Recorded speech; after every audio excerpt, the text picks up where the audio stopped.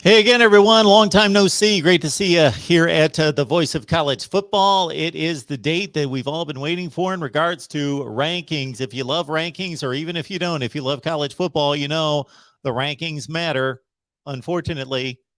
And here we are at 7 o'clock Eastern Time on November 2nd.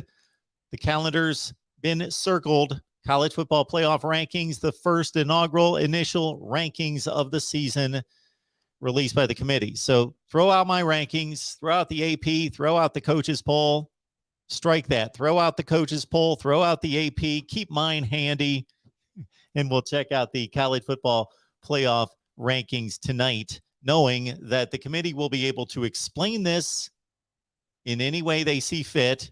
And then going forward, even if there's not a whole lot of logic involved in the way teams move up and down, they will be able to explain and justify that as well.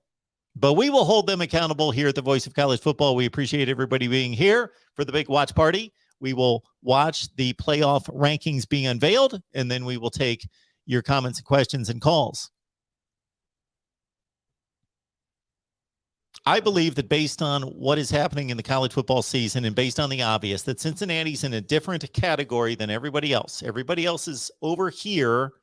Cincinnati is clearly in their own category because they're in a group of five conference, and their schedule to date is the worst out of all these teams that are in contention, and it's going to continue to get worse.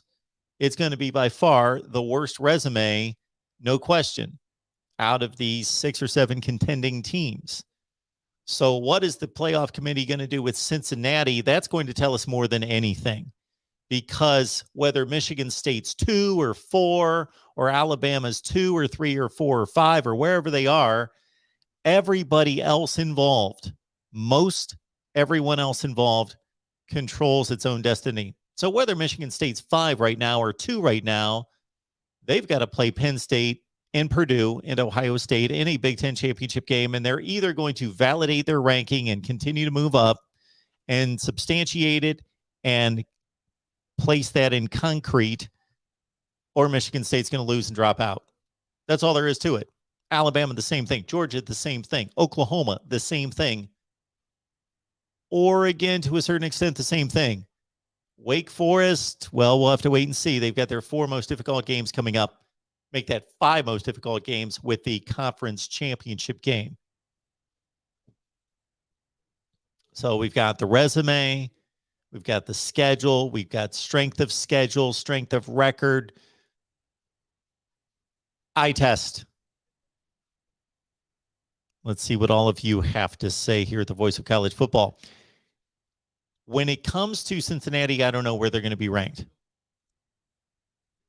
I've got them at number 7, I believe. I just don't think that their opponents warrant them being ranked higher, and especially when they've not dominated and have scraped by the likes of Navy and to a certain extent Tulane.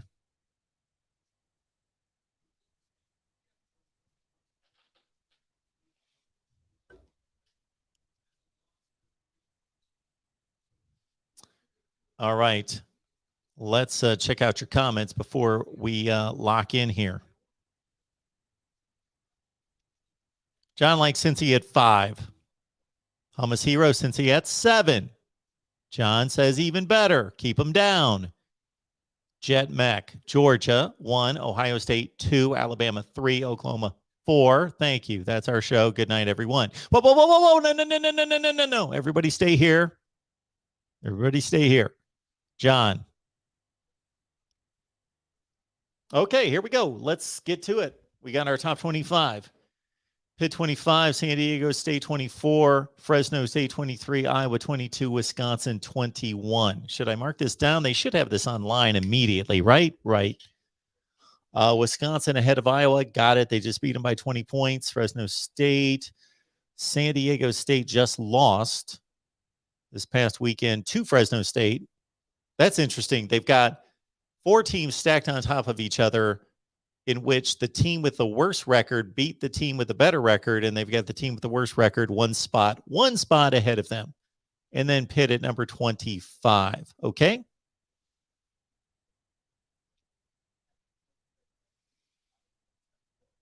Iowa obviously needs help to win the Big Ten Western Division after losing to Wisconsin. Wisconsin holds its own destiny, as does Minnesota, and they play the last game of the season.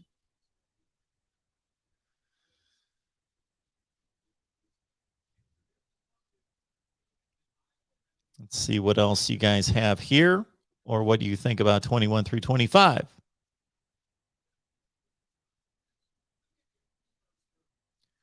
Where will Florida be ranked? We need to move this out to about 75 spots for Florida. OU don't deserve to be that high. They barely beat a lot of teams. Cheryl's proud of the Buckeyes. They're young, playing better every week. All right, here we go. 16 through 20. Minnesota at 20. NC State at 19, Kentucky 18, Mississippi State gets a lot of love at 17, Ole Miss at 16. Mississippi State with 3 losses. They did lose to Memphis. Controversial ending, but still lost to Alabama by 40, and Mississippi State also lost to LSU. So they got a win against Kentucky. So they've got them, again, a team with a worse record that beat another team, Mississippi State over Kentucky this past weekend, is one spot. This has now happened 3 times, one spot ahead of Kentucky.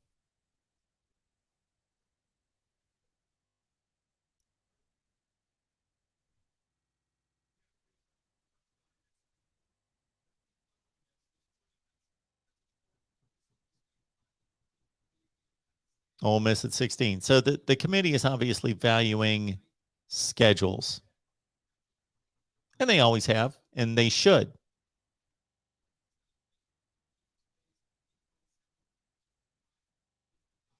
As Herb Street just mentioned, Minnesota runs the ball 73% of the time, and they've lost 3 running backs. Lost their 2 best running backs and just continue to run the ball down everyone's throats. 11 through 15. BYU all the way up to 15. Texas A&M 14, Auburn 13, Baylor 12, Oklahoma State 11.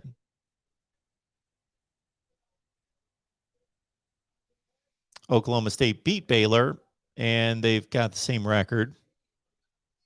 Auburn and Texas A&M play soon. Don't Auburn and Texas A&M play this week? I believe so. Auburn, Texas A&M, that should be a heck of a game. BYU might be a little high. BYU losing to Boise State and Baylor. Okay.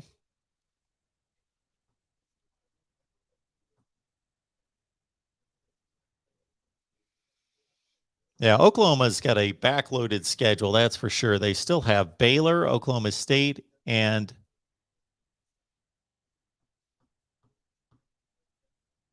Iowa State as well, and the Big 12 championship game. So these teams in the Big 10 and the SEC West, in particular in the Big 12, still have about 4 tough games to get through.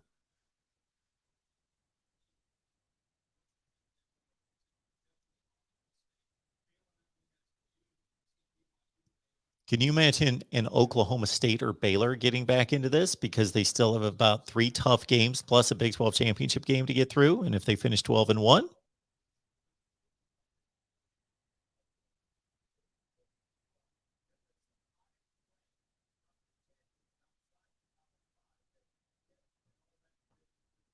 all right, let's get to the top 10, folks. Let's see it. Here we go. One at a time through the top 10. At number 10, Notre Dame. I believe I've got Notre Dame at 9.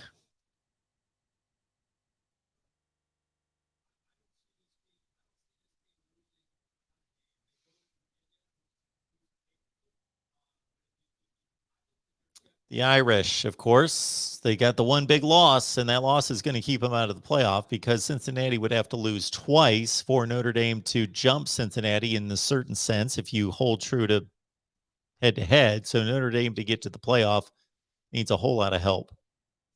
more so than other one-loss teams because they don't play a conference championship game.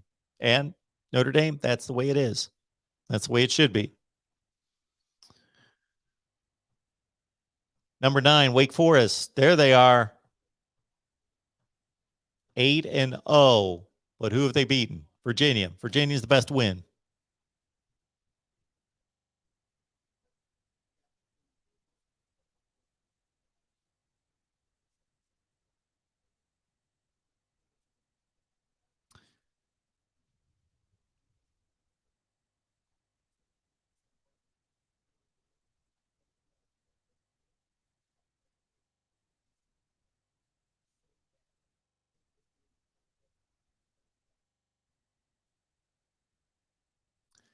All right. Let's see number 8. That's pretty much my favorite. Pretty much my rooting interest right there would be Wake at 9. Man, I'm rooting for Wake. Who else is rooting for Wake to go undefeated and just blow this thing up? Blow it up, Wake. Blow it up.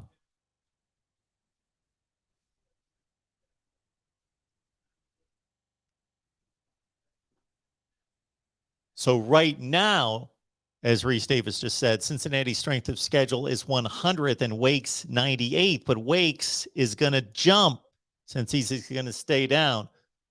Oh boy, look at that. This is the first committee move that's going to raise some eyebrows. Oklahoma at 8.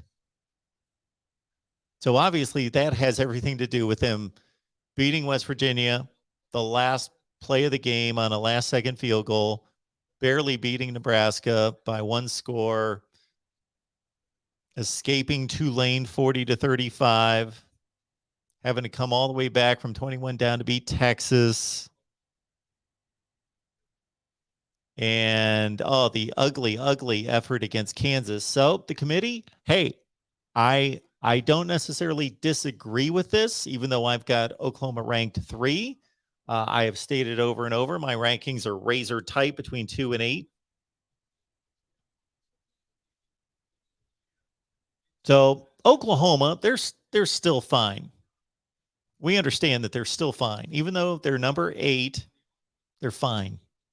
They've got Oklahoma State, Baylor, Iowa State, and a Big 12 championship game. Just win. Now they're at the part of the season. So if they would have won these games big, of course, they'd be much higher. They could be number 2 right now based on where they started the season. But they haven't. So they're fine. Now it's just about winning. If they win as ugly the rest of the way, they're going to be fine because teams are going to be losing. All right, let's go to 7. Michigan. So Michigan stays ahead of an undefeated Oklahoma team. And that's fine. If they lost to one of the better teams in the country, which we think they did, Michigan State. We're still waiting for Michigan State to prove more. We're still in this proving state for a lot of teams that have beaten a lot of bad teams, have beaten marginal teams, and Michigan would have a better win in Wisconsin than Oklahoma has Texas, if you look at the best win. And Michigan's been more dominant against the likes of who? Northwestern, and who else in the Big Ten? Somebody else they whipped up on.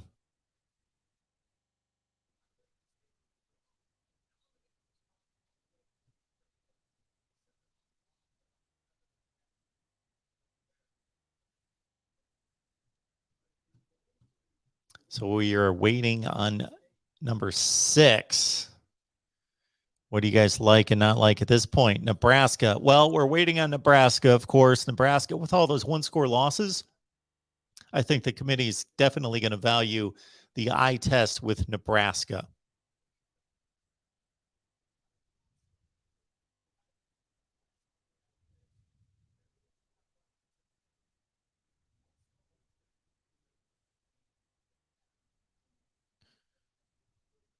D-Rock says Michigan's too high. Of course, a Notre Dame fan would. Yes, D-Rock, I got you. I've got Michigan at 8, I believe.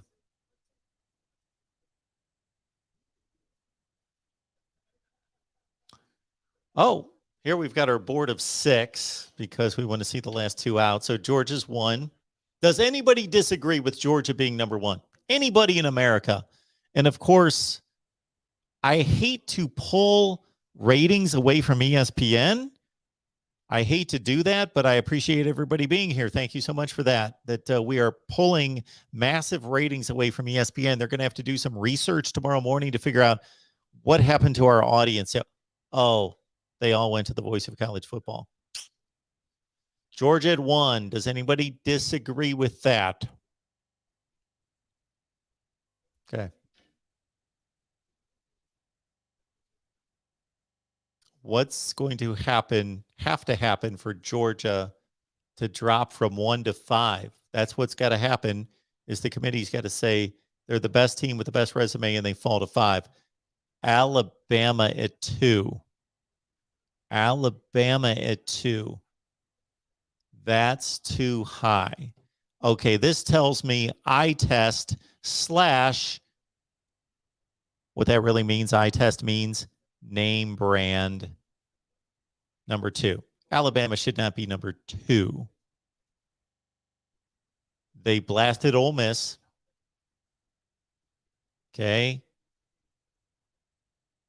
Ole Miss has done what? The committee is setting itself up for Alabama to beat Georgia in the championship game. And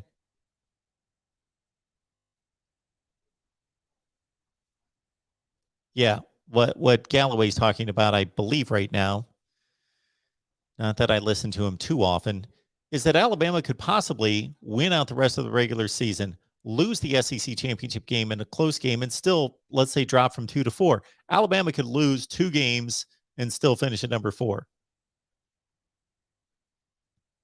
All right, number 3, we've got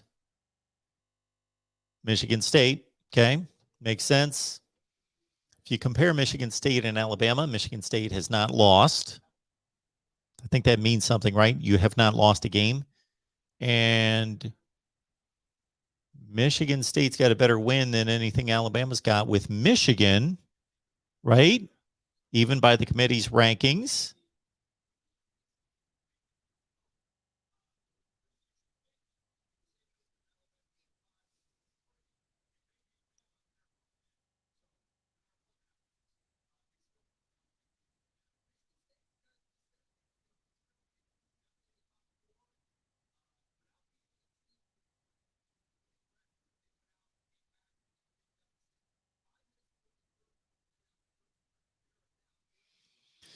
Alabama's beaten Florida, Ole Miss, Miami. Ole Miss, Florida, Tennessee, Miami. Okay. So now we're looking at Cincinnati, Oregon, and Ohio State, and that's probably the order we're going to see them. At number 4, Oregon. Cincinnati's in trouble. They are in trouble. How are they going to make up ground if these teams don't lose, or if Alabama and Georgia just, regardless of what happens there, basically the committee has set up Alabama and Georgia to play in the playoff?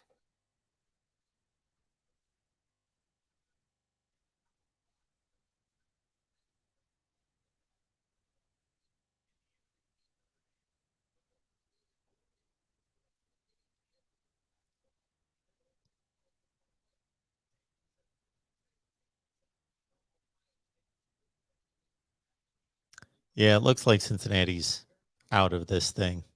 They need a lot of help, because even if they're 5 and Ohio State's 6, whatever it is, 5, 6, 6, 5, Ohio State has the opportunities coming up. Although Cincinnati can rest on Ohio State's going to knock out Michigan State, or Michigan State's going to knock out Ohio State.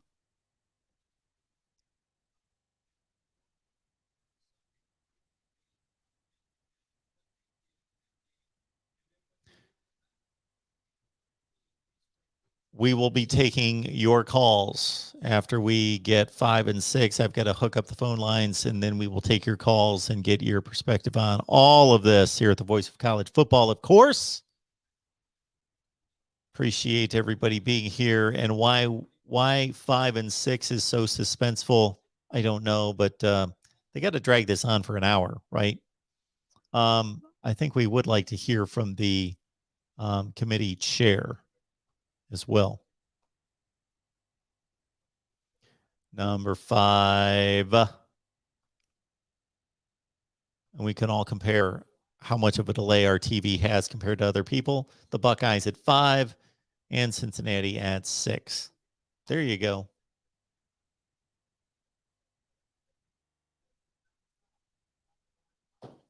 There you go. The big surprise for me is Oklahoma at 8. That's the big surprise. I'm not necessarily arguing with it or find it to be that egregious. We got Birmingham Kane thinks Cincinnati got screwed over. D-Rock, yep, that's what it looks like.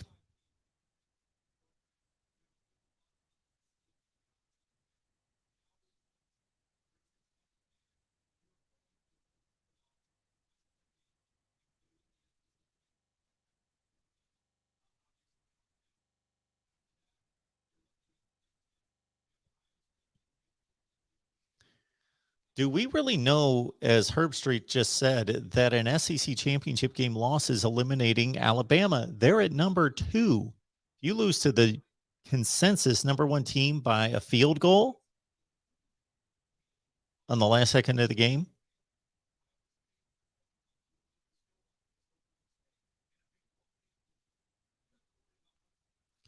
Gary says Oregon is too high. The Rod Farva says Oregon should be higher.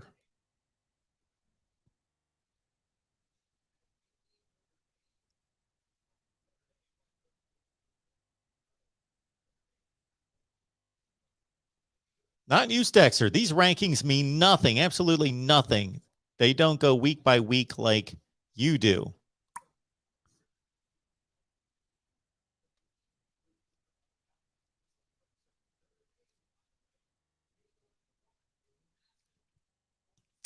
Peter is saying, what's the stat where no team ranked 2 or 3 has made it to the college football Final Four?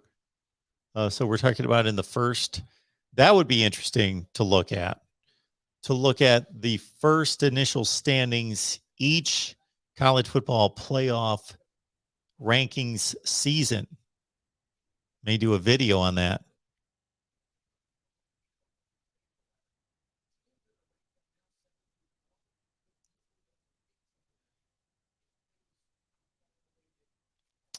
Man, I'm going to mark that down for a video.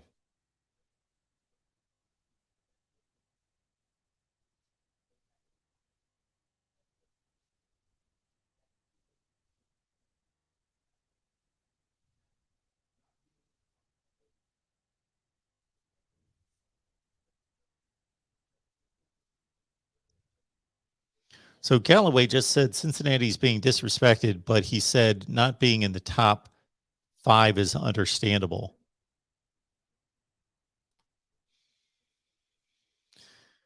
Kendrick is the GOAT and also likes Georgia, Ohio State, Alabama, and Oregon in the playoff. Kenneth, Mark, you picked Alabama and Georgia for the Natty. You are right, Kenneth. Yes, I did. Thank you for the reminder. Don't know if that's going to come to pass, but that's what I had with Ohio State and Notre Dame losing in the playoffs. So I would like to hear what the committee chair has to say, and then we'll hook up the phone lines and we'll get at it.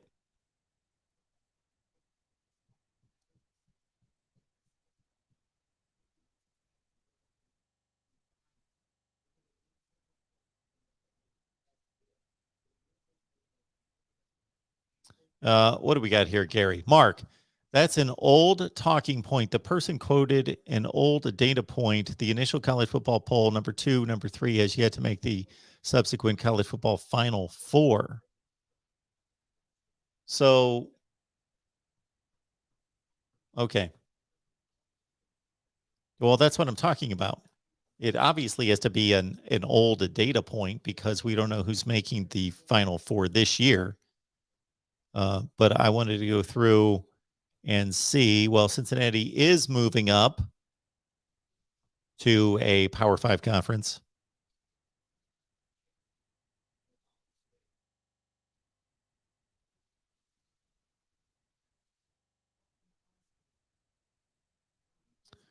All right, folks, let's go Deeks. Yeah, let's do it, boys. And girls, of course, are 3% of our audience, Cheryl and others.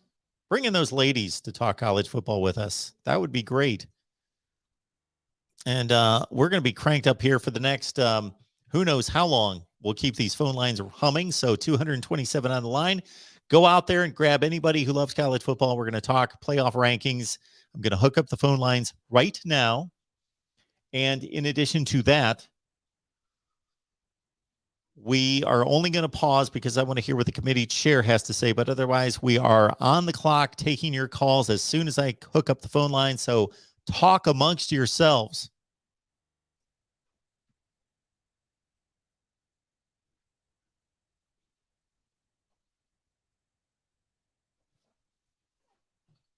And I am curious to do a historical video looking at the first 7 years of college football playoffs to see what happened to the first 4. I know what happened the first year. The first year we had what? Mississippi State was number 1. Ole Miss and Auburn were in the top 4. Wasn't the first college football playoff release week 1, 2014, all SEC teams, right? It was Mississippi State, Ole Miss, Texas A&M, and Auburn, I think.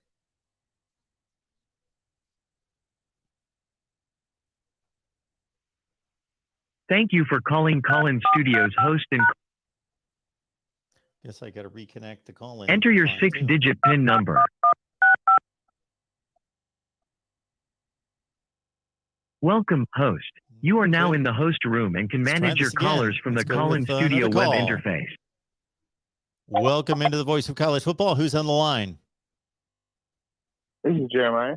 Victory. Thank you, Jeremiah. Appreciate you being here. Thanks for waiting. Yeah.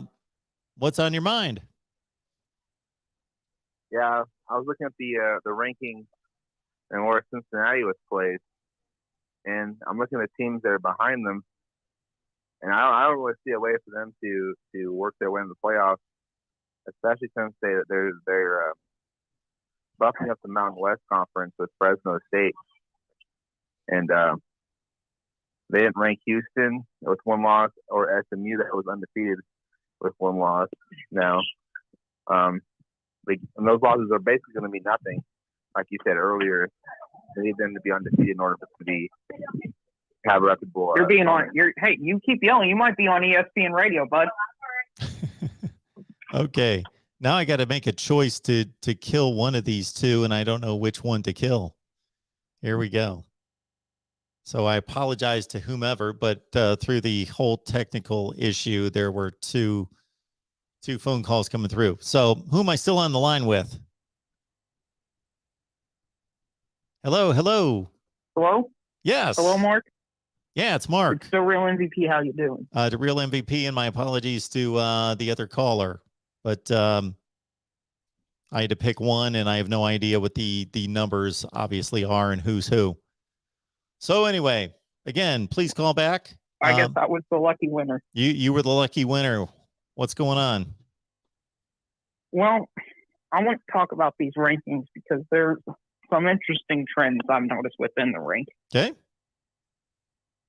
Wisconsin is ahead of Iowa, and Yep. Mississippi State's ahead of Kentucky. Yep. Even though each of those teams have one more loss than the other. Yep. So is it possible if Oregon loses that they're still ranked ahead of Ohio State? No. No. I would have thought no. No. But just knowing and seeing how those two things went down. No.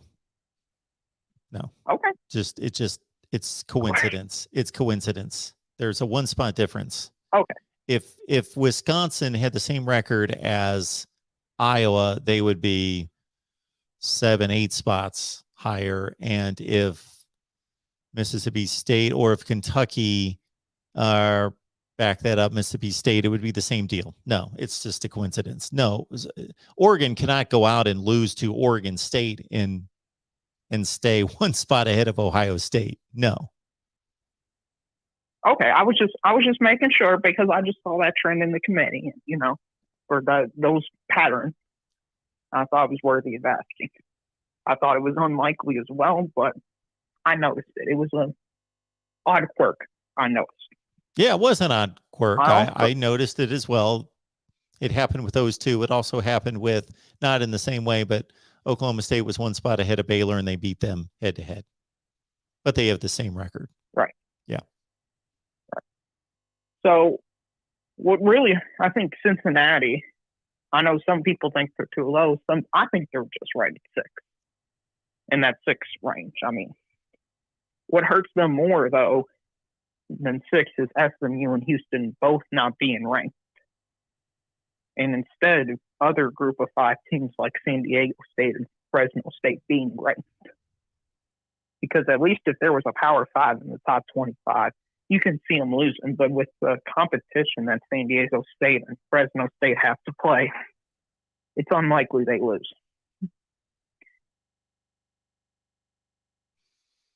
Yeah, Cincinnati's in a tough spot. There's no way around it. They need chaos in the Big Ten. They need chaos. Even the teams behind them are going to leapfrog them. That's all there is to it. Oklahoma, it was a statement made by the committee that they don't value Oklahoma's wins because of the sloppiness of them, but they're fine. Yeah. They're fine. They just have to win the games in front of them. All I'm saying, Mark, is I said that exact same thing 24 hours ago. I'm going to give myself a little pat on the back because I had them at 8. Which, I know I was probably one of 3 people on earth who had them at 8, but... Well, I'm going to give myself a pat on the back. Literally, I am right now. I'm going to give myself a pat on the back because regardless of what my rankings are compared to the committees, I'm always going to say mine are correct. So they don't have to line up with the committee. No, I'm just kidding. I have never stated that mine are flawless in any such way. I have Oklahoma at 3. As you well know. But yeah, you line up with the committee. Yep. I think if they beat Baylor, they're going to jump Cincinnati. Yeah, you would think so. I think that's all it's going to take. Yep, I think so too. Now, Wake Forest, they also need a lot of help. Right. I think Wake Forest is going to need help. A little bit of help, not much. But I think there is some scenarios where Wake Forest being 13-0 does make the playoffs. Wake Forest does not need as much help as Cincinnati, but they would appear to make help. Need some help. It's Alabama. If Alabama beats Georgia, and then you have a Big Ten winner, and Oklahoma goes undefeated, that's the 4. It's looking like. And Wake Forest would be left out at 13-0, which if Alabama wins the rest of its games, they're going to do nothing but obviously stay at 2, but have a much stronger grip on number 2. And then if they go and lose the championship game to Georgia, razor close, aren't they going to still make the playoff? I would have them in, but I disagree. Now I typed it in the chat with Kirk and all them people were saying like, nope, they can't be in. They can't be in. They got 2 losses. It's like, where's that in the rule book? You have 2 losses, you're out. It's not in the rule book. Georgia by 3. Right. I wouldn't have them in. I'd kick them out. But the way they're setting it up right now is for Alabama to stay in the playoff if they lose the SEC championship game close. Right. Let's say honestly, I could see them losing even if it's by 10 at this point. Well, if Alabama wins if Alabama loses the SEC championship game by 10 points and they make the playoff, and let's say Wake Forest is undefeated and Oklahoma's undefeated and Ohio State or Michigan State win the Big Ten title, whomever wins the Big Ten championship, and they get put in above one of those three teams, then I don't know what I'm going to do. Right. And by the way, I'm not saying I agree with Alabama being placed in the playoff. I'm just saying what I think the committee will do. Because I know there's a lot of people out there that after listening to calls, they think I say something and they just take it as that's my point of view. No, that's what I'm thinking they will do. And I think Alabama, if they lose the SEC title game with 2 losses, let me ask you this, Mark, okay? If Alabama loses the SEC title game by 3 points, do they have a better shot at getting in the playoffs than Wake Forest going undefeated? Based on the committee. Just based on the committee. Yeah, they do. I would put Wake. And that should tell you how the system is broken right there. That should be inexcusable. I'm trying to think well, Mark, that's all I got for you tonight. All right, man. I appreciate it. Good talking to you. Absolutely. Glad Coastal wasn't ranked. There you go. Have a good one. All right. Next up here at the Voice of College Football, who's on the line? Kevin, Dallas, Georgia. How you doing this evening, Mark? Kevin, what's going on? Well, I'm just going to have to be honest. As you're quite aware of, hey, my heart runs crimson. You know Sure. where my allegiance lies. But I have to be honest with you, Mark. I was shocked by being ranked number 2. And I just wanted to, as far as the gentleman that was just on, as far as the reason why Mississippi State piggyback Kentucky as well as Wisconsin's eye was because of head-to-head. So well, yeah, he knew that. that's what transpired. Yeah. Okay. So, I mean, that was what in regards to that. Sure. But if Alabama wins out and say, for instance, I don't give a doggone whether they lose to Georgia by 1 or whether they lose to Georgia by 100 in the SEC championship game, Mark, you're quite aware that, hey, the other 40-plus states suffer from SEC fatigue, and by that being the case, there's no way in blanketed blank that Alabama would be in the Final Four with 2 losses. Because as you and I have discussed before, I was 100% as far as I'm about to say, and you kind of leaned toward it, but you had also stated that, hey, you would not have put it in as in the year that Tua got hurt. And it was a matter of Alabama finished the regular season with 2 losses, didn't make it to the SEC championship game, but they were one of the best 4 teams. But the thing is, they had 2 regular season losses, so hey, that was the burr in the South, and that's the reason why they didn't make it. Would they have a better showing as far as versus LSU than Oklahoma? Yes, sir. But 2 losses, they're not going to do that, Mark. They're not going to do that. I wouldn't be so sure. You were telling me that if Alabama is impressive the next 4 games, goes to the SEC championship game, and loses to the consensus number 1 team by 1 point, that you're sure that they are not going to make the playoff? I would have to say yes. Now, if you want to say what my heart would say, my heart would say, okay, they deserve it. But as far as if I'm looking by these new gentlemen and new ladies that happen to be behind the door, I think that, hey, they learned from their predecessors as far as having SEC fatigue. And by that being the case, I don't think that they'll be willing to do it, Mark. Well, if they did it, then, as you stated before, the system definitely needs to be blown up. Well, what they're telling me tonight is that the combination of the eye test and the resume is obviously they value Alabama as the second best resume combination eye test in the country. What has Alabama done to date? They lost on the last play of the game, basically, to Texas A&M, who's a top 15 team in the country. The best win on their schedule is Ole Miss. They blew them away. Now this Florida win is looking worse and worse by the week, and they beat a Miami team that's pretty marginal, but getting a little bit better. So they have in Tennessee. We'll put Tennessee, Florida, and Miami. They're all 4-4. We'll put them pretty much in the same bucket as being the second, third, and fourth best wins, and then the Ole Miss win stands out right now.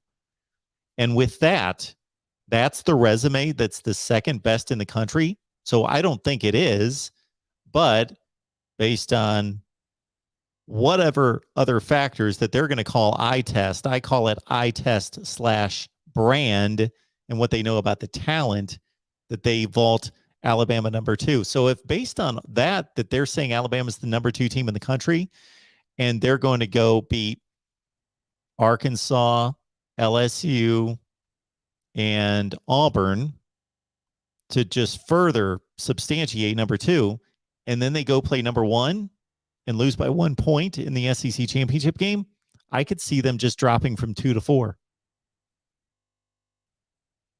Wow.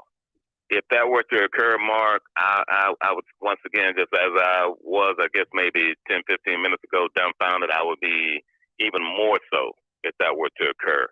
But I just want to throw this out also, Mark, and and I know as the old saying, if ifs were fifths, we'll all be drunk, but as far as 2 what ifs, and that is Alabama wins out, plays Georgia in the national championship, and wins. Alabama beats Georgia, okay? What would be the lowest that Georgia would fall? And then the other question would be, would that being the case, we'll assume that Georgia would still be in the top 4.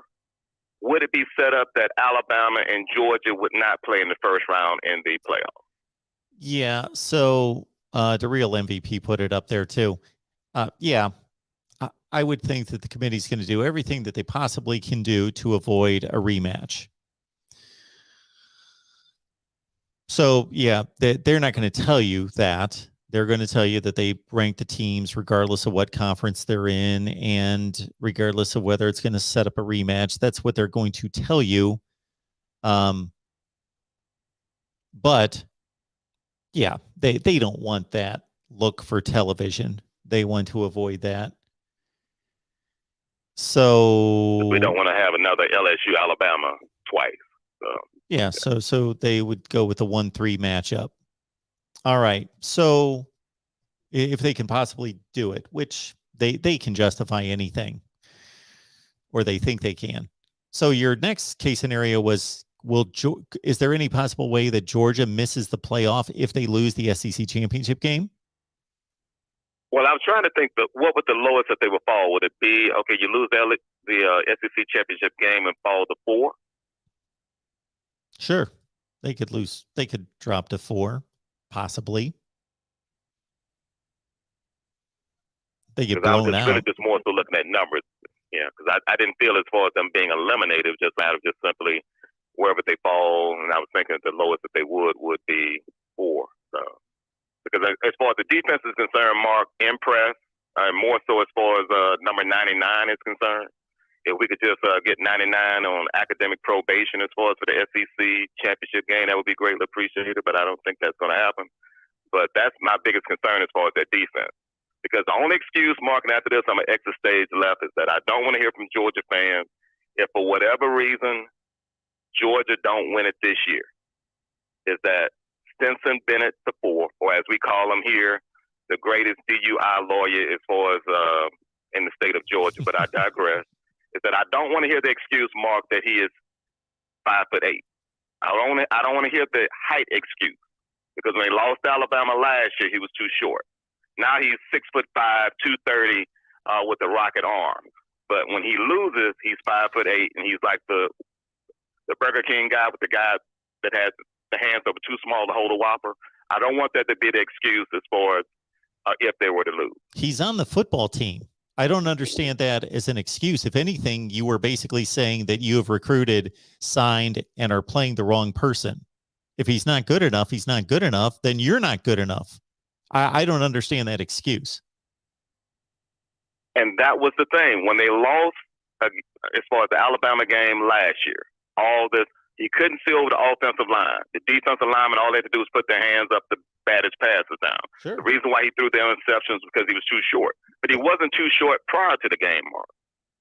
And that's the thing I didn't understand then, and I'm not going to understand it now if the Bulldogs come up with that excuse again, as far as the fan base, that is.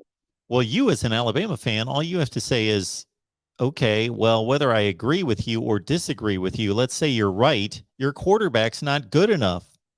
Okay, you're not good enough. That's like, can we say that every Kansas fan can say, none of our players are good enough, therefore we're not good enough? Yeah, that's the answer. Wow. Yeah, that's truly something else. But it's been an interesting season, and everything is going to play out. I was really surprised. I didn't know initially, because I really don't look at the other than Alabama schedule. I be honest as far as looking at the other schedules, but I was surprised that Ohio State was going to be on the road versus the University of Michigan. For whatever reason, I just thought it was going to be as far as in Columbus. But that's interesting as far as concluding the season as far as on the road. But then the week prior playing Michigan State in Columbus. So I guess that would be Michigan State's elimination game as far as the Final Four. Because honestly, Mark, unless you know something that I don't know, I can't see Michigan State going to Columbus and beating Ohio State. So. Yeah, I don't think so, but I would not be surprised by it.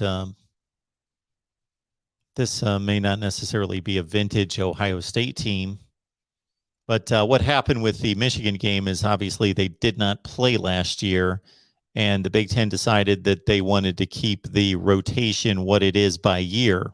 So actually, Michigan's benefiting from the COVID year because they are now getting to play Ohio State at home back-to-back years.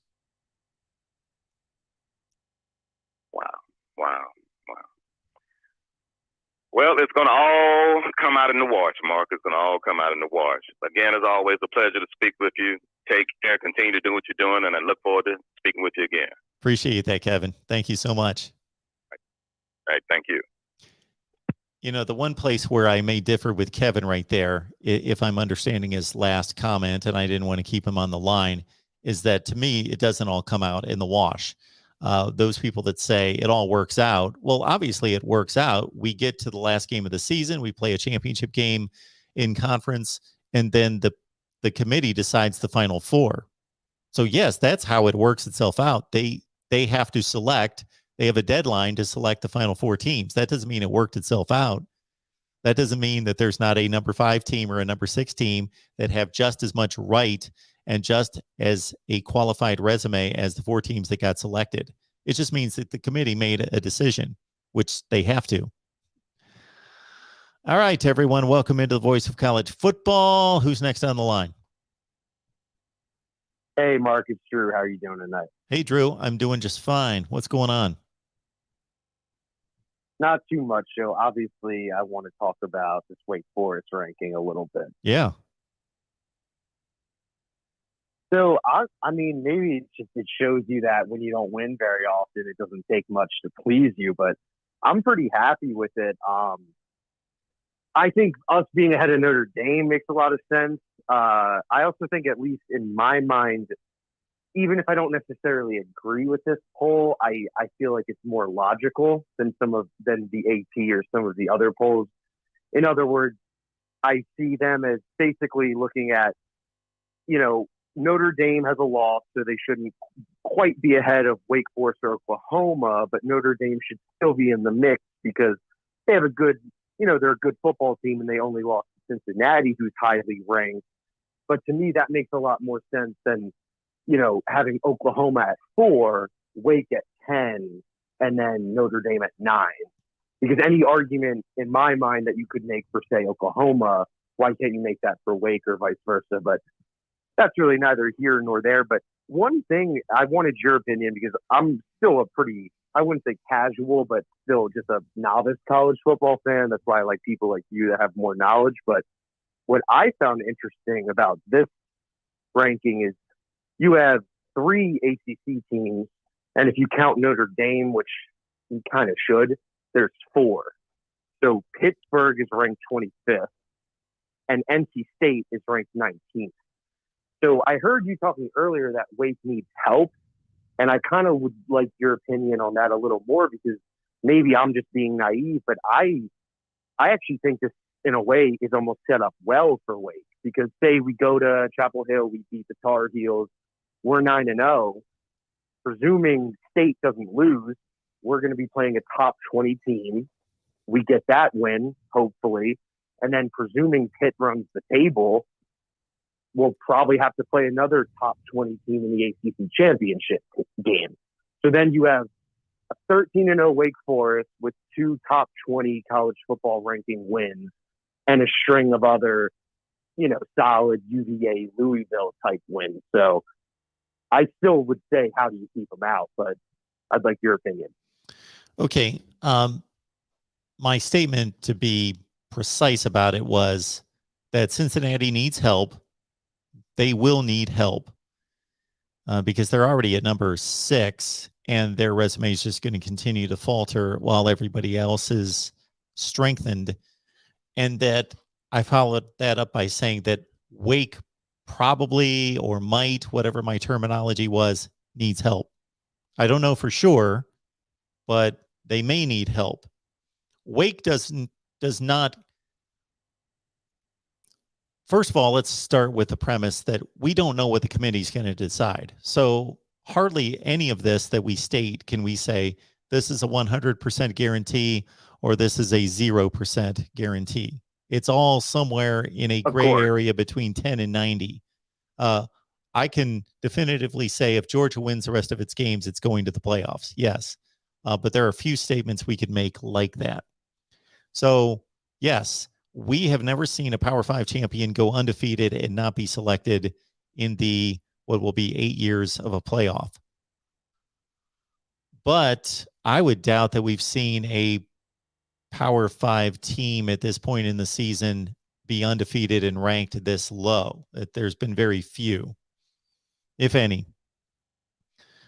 So what I mean by Wake possibly needing, I hope that they don't need help based on the way I perceive it and would select it.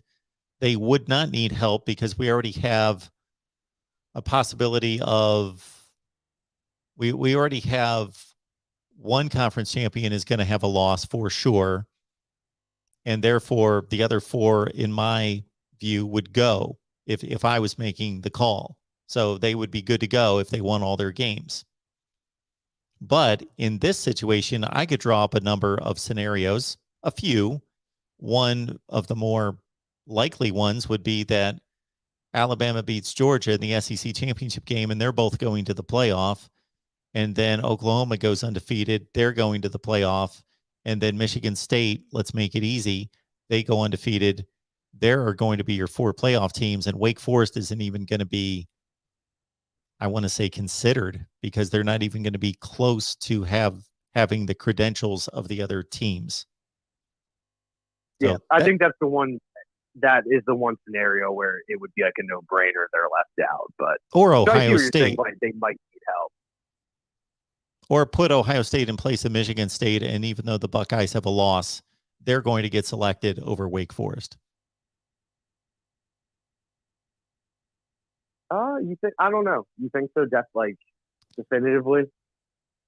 Well, again, no, not 100%, but about 98%. That if Ohio State, which sits right now at number 5, and Wake at number 9, plays a tougher schedule between now and that selection, I don't know how Wake is going to make up ground at not playing as tough a schedule. I see what you're saying. I do believe, I'm not sure about Ohio State, and I'm not even like making this a point of contention, but I'm just looking at some of my texts from my friends and stuff from Wake, and it looks like at least the last 4 games, I know this is like the classic Wake critique, the season hasn't started, right? But these last 4 games, it's the 14th toughest schedule in the country. So I guess, and maybe I'm being just, looking at the world through Wake Forest colored glasses, but to me, I look at this ranking and I see it more as the committee saying both to Wake and Oklahoma. You're not quite there. You don't deserve it yet. There's still a third of the season left, but if you keep on winning, you'll keep on rising type deal. So once again, it's not that there's not a scenario where Wake isn't left out, but I guess I really wasn't. Like I said, I was pretty optimistic about it. I was like, okay, well, yeah, if we run the table, we'll be, if we're not the top 4, we're going to be the first man left out probably. So it is what it is at this point. Well, I think if Wake wins the rest of its games, and we're talking about 5 quality wins, that they probably have a 80 or 85% chance of making it. I think it should be 100%, but I think it's more like 85. I agree. I will say the one thing, just as a Wake fan, that I think some people are missing, and I think this is the point of college football where like you reevaluate, but we keep on saying 4, but I mean, BC is not a bad team, but they've really slowed down, and they don't have a single ACC win. So I think UNC is legit. I think NC State is going to be Wake's toughest opponent without a doubt. And then I think Pitt or whoever we play in the championship, hopefully, but Pitt would be tough. But of course, they're tough games. But I'm saying I think early on in the season, I think that last 4 that Wake has looked a lot scarier than it does now, just because Clemson and BC have kind of not performed to the level you would quite expect them. But once again, it's not easy to go play at Clemson and win. And they're still a good team. But I don't know. Like I said, I'm pretty happy. I can probably let you go after this. I don't have too much to say, but I don't want to just always cry a river about how, the ACC. But it is a little frustrating. And I think this demonstrates my frustration of you have the college football rankings, which once again aren't gospel, but you have 3, if you include Notre Dame, 4 ranked teams. It's not exactly a joke of a conference. And I'm not sure most people picked up on it, but one thing that really annoyed me is when they were announcing the rankings, they praised Notre Dame for beating UNC and UVA. Then when Wake came on, they said, Wake hasn't played anyone. Well, Wake also beat UVA. They're about to play UNC, sure, but they haven't beat them. But does a Syracuse and a Louisville not equal a UNC? My whole point is I'm not trying to sell people that the ACC is some great conference, but it is a very convenient talking point. And especially, like I said, just the glaring hypocrisy to say, oh, Notre Dame, number 10, they have these awesome wins against UVA. And then Wake, they go, oh, they haven't played anyone. So it's just stuff like that can get a little annoying. But I'll let you go, Mark. I'll probably call in at some point, but I'm pumped for the game against North Carolina. 1-0 from here on out, and let's go deep. I appreciate it. Thank you so much.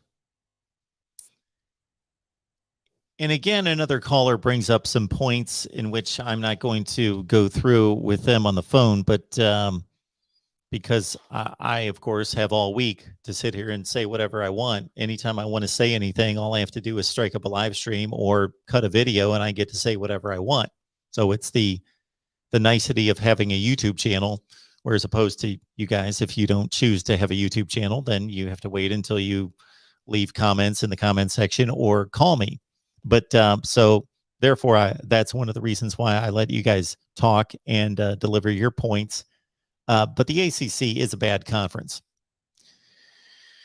It just is. It's proven that over the last 3 or 4 years, it's got by far the worst record against the other conferences. Now, I want to make it clear that I do not hold past performance and results against the ACC in 2021, meaning I don't do that when it comes to any conference. I don't say, well, the Pac-12 has been awful for 3 or 4 years, therefore it's awful again. No, all that's in the past. We evaluate this season on this season.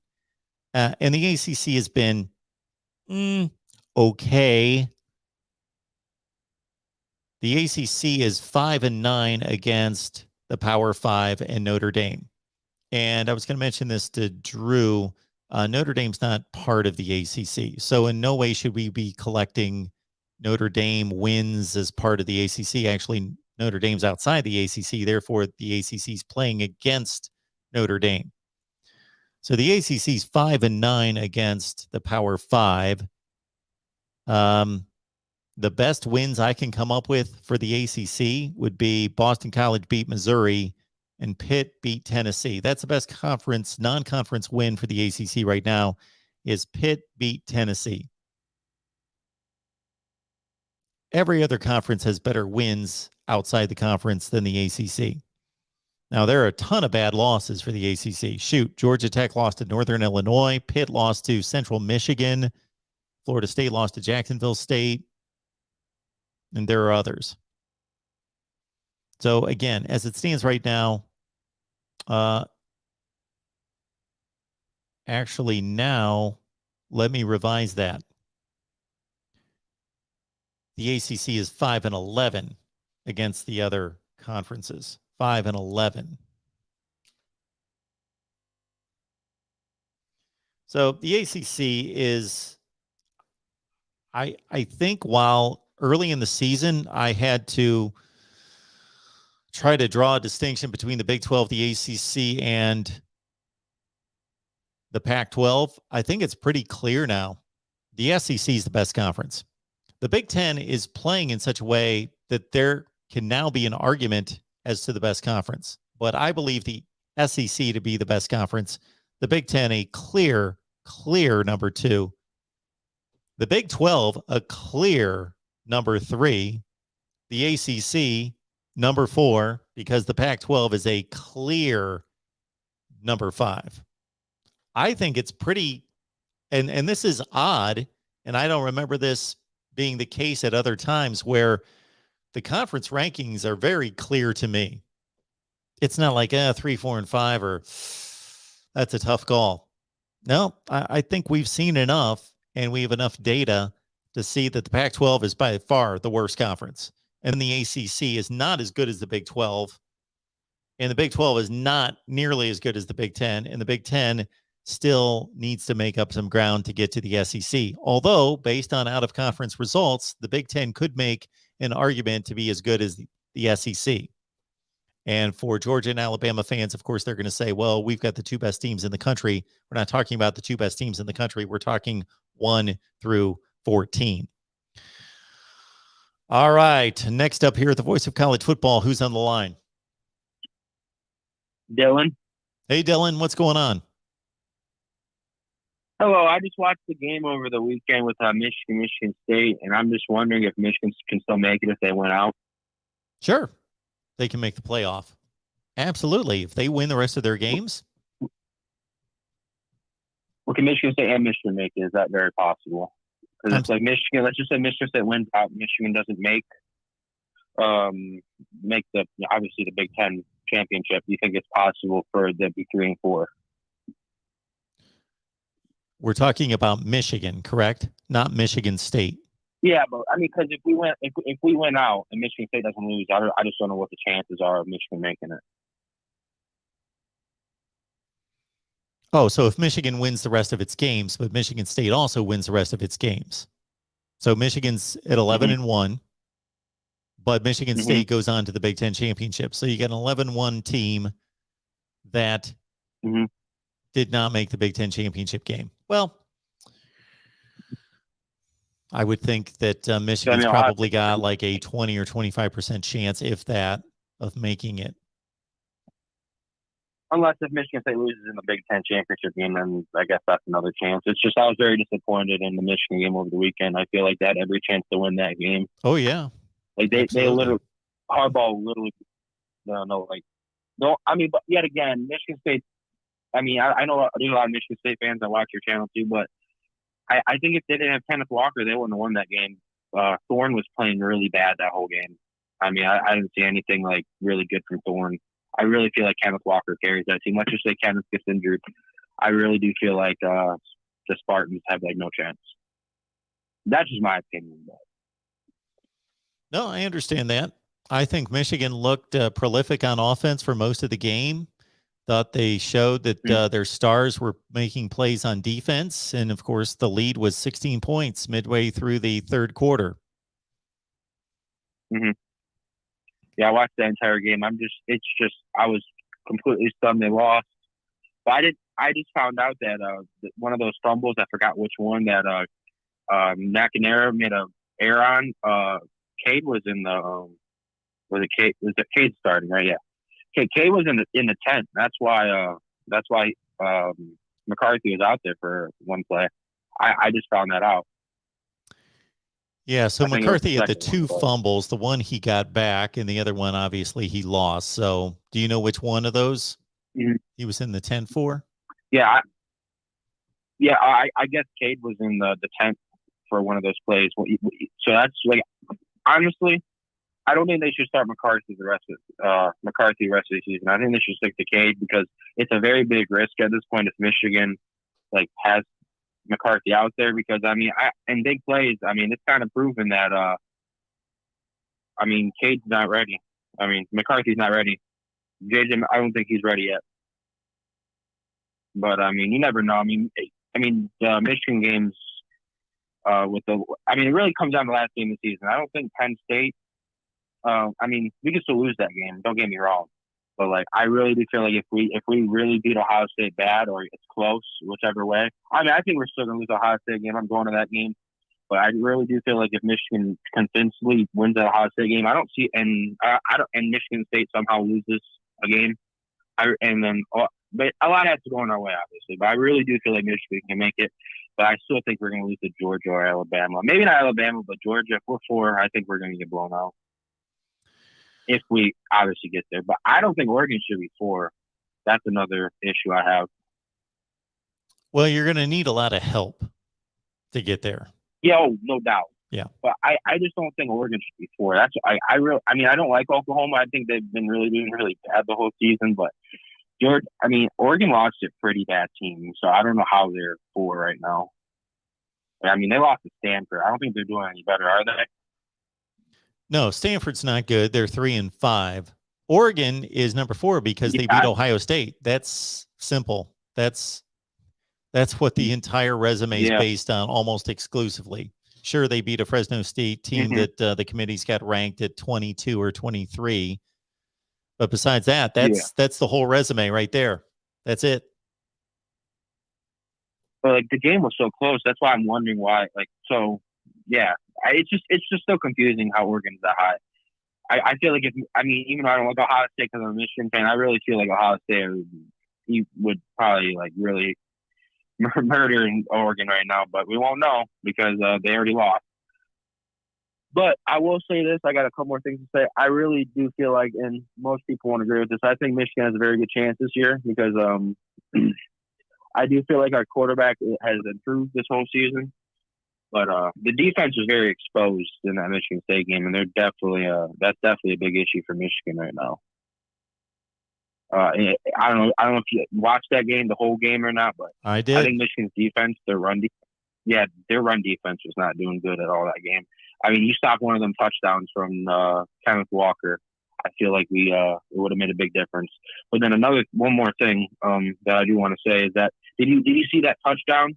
The fumble from Thorne, and we got a touchdown. What was your opinion on that play? Because I think he fumbled in the end zone.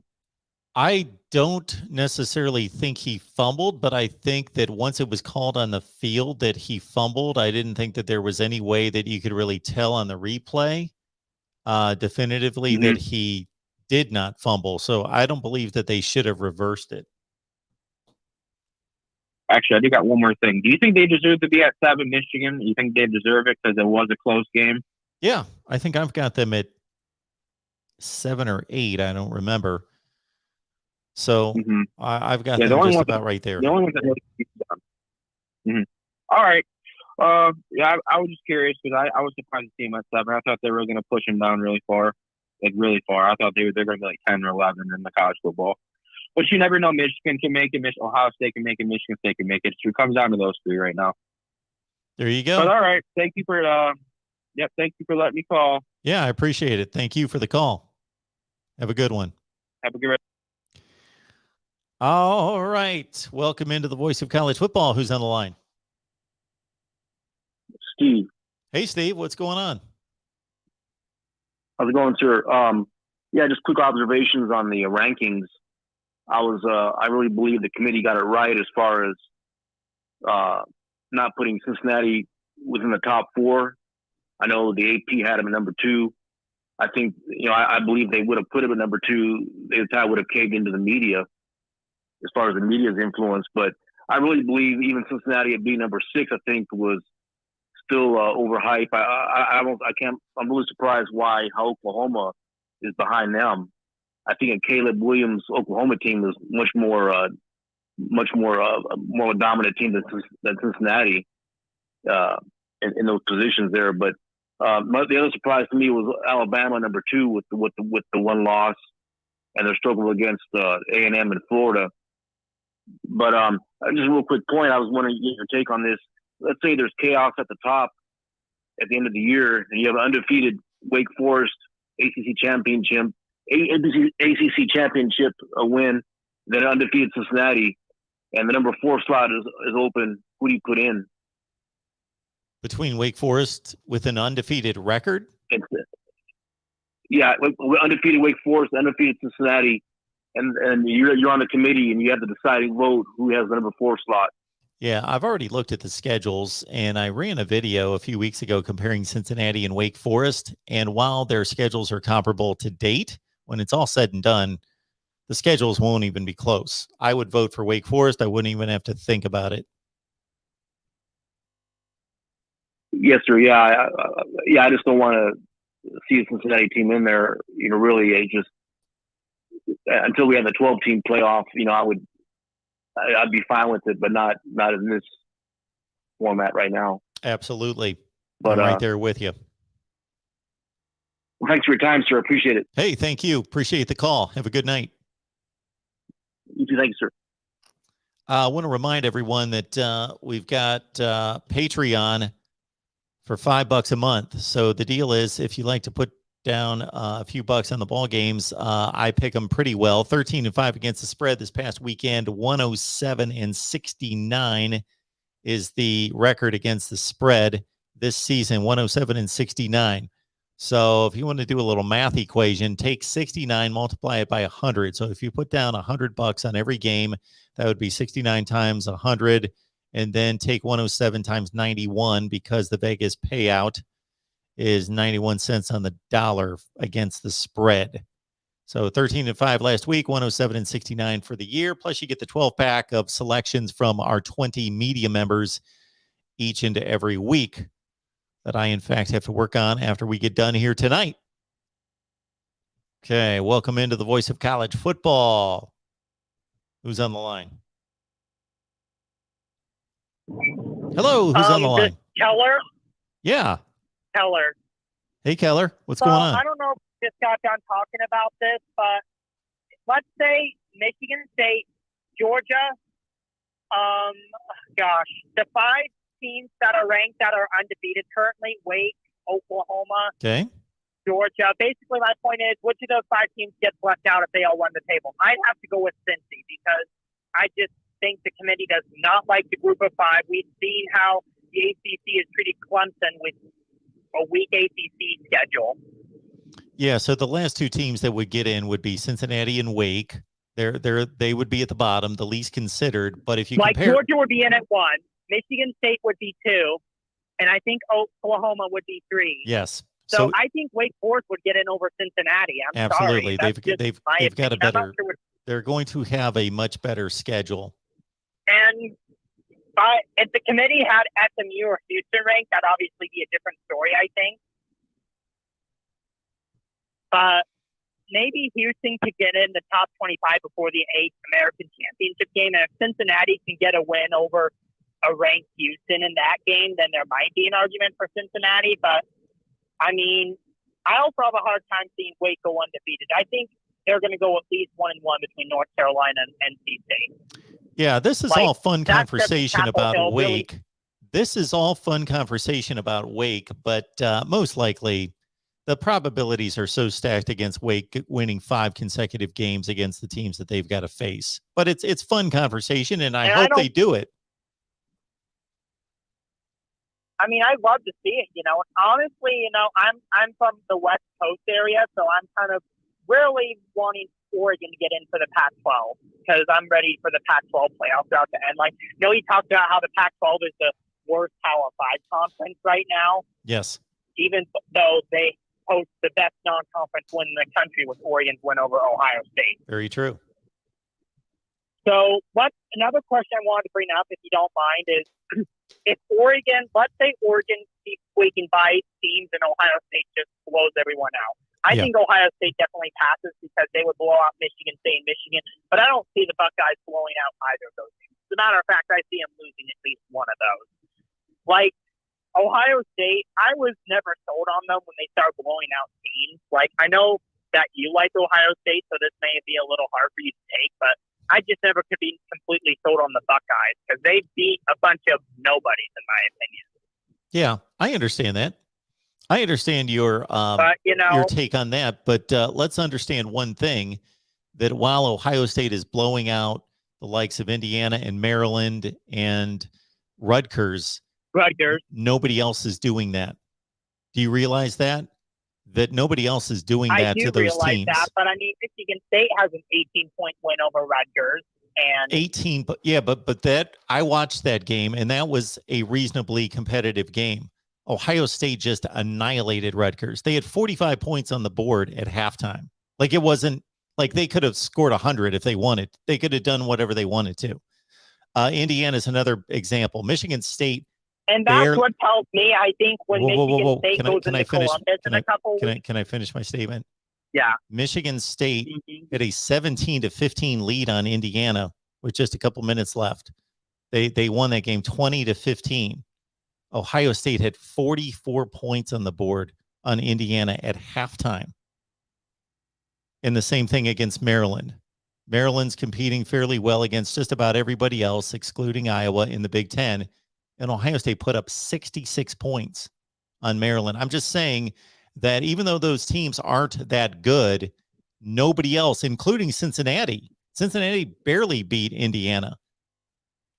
Granted, Michael Penix was in the game, but Ohio State's obliterating those teams and nobody else is.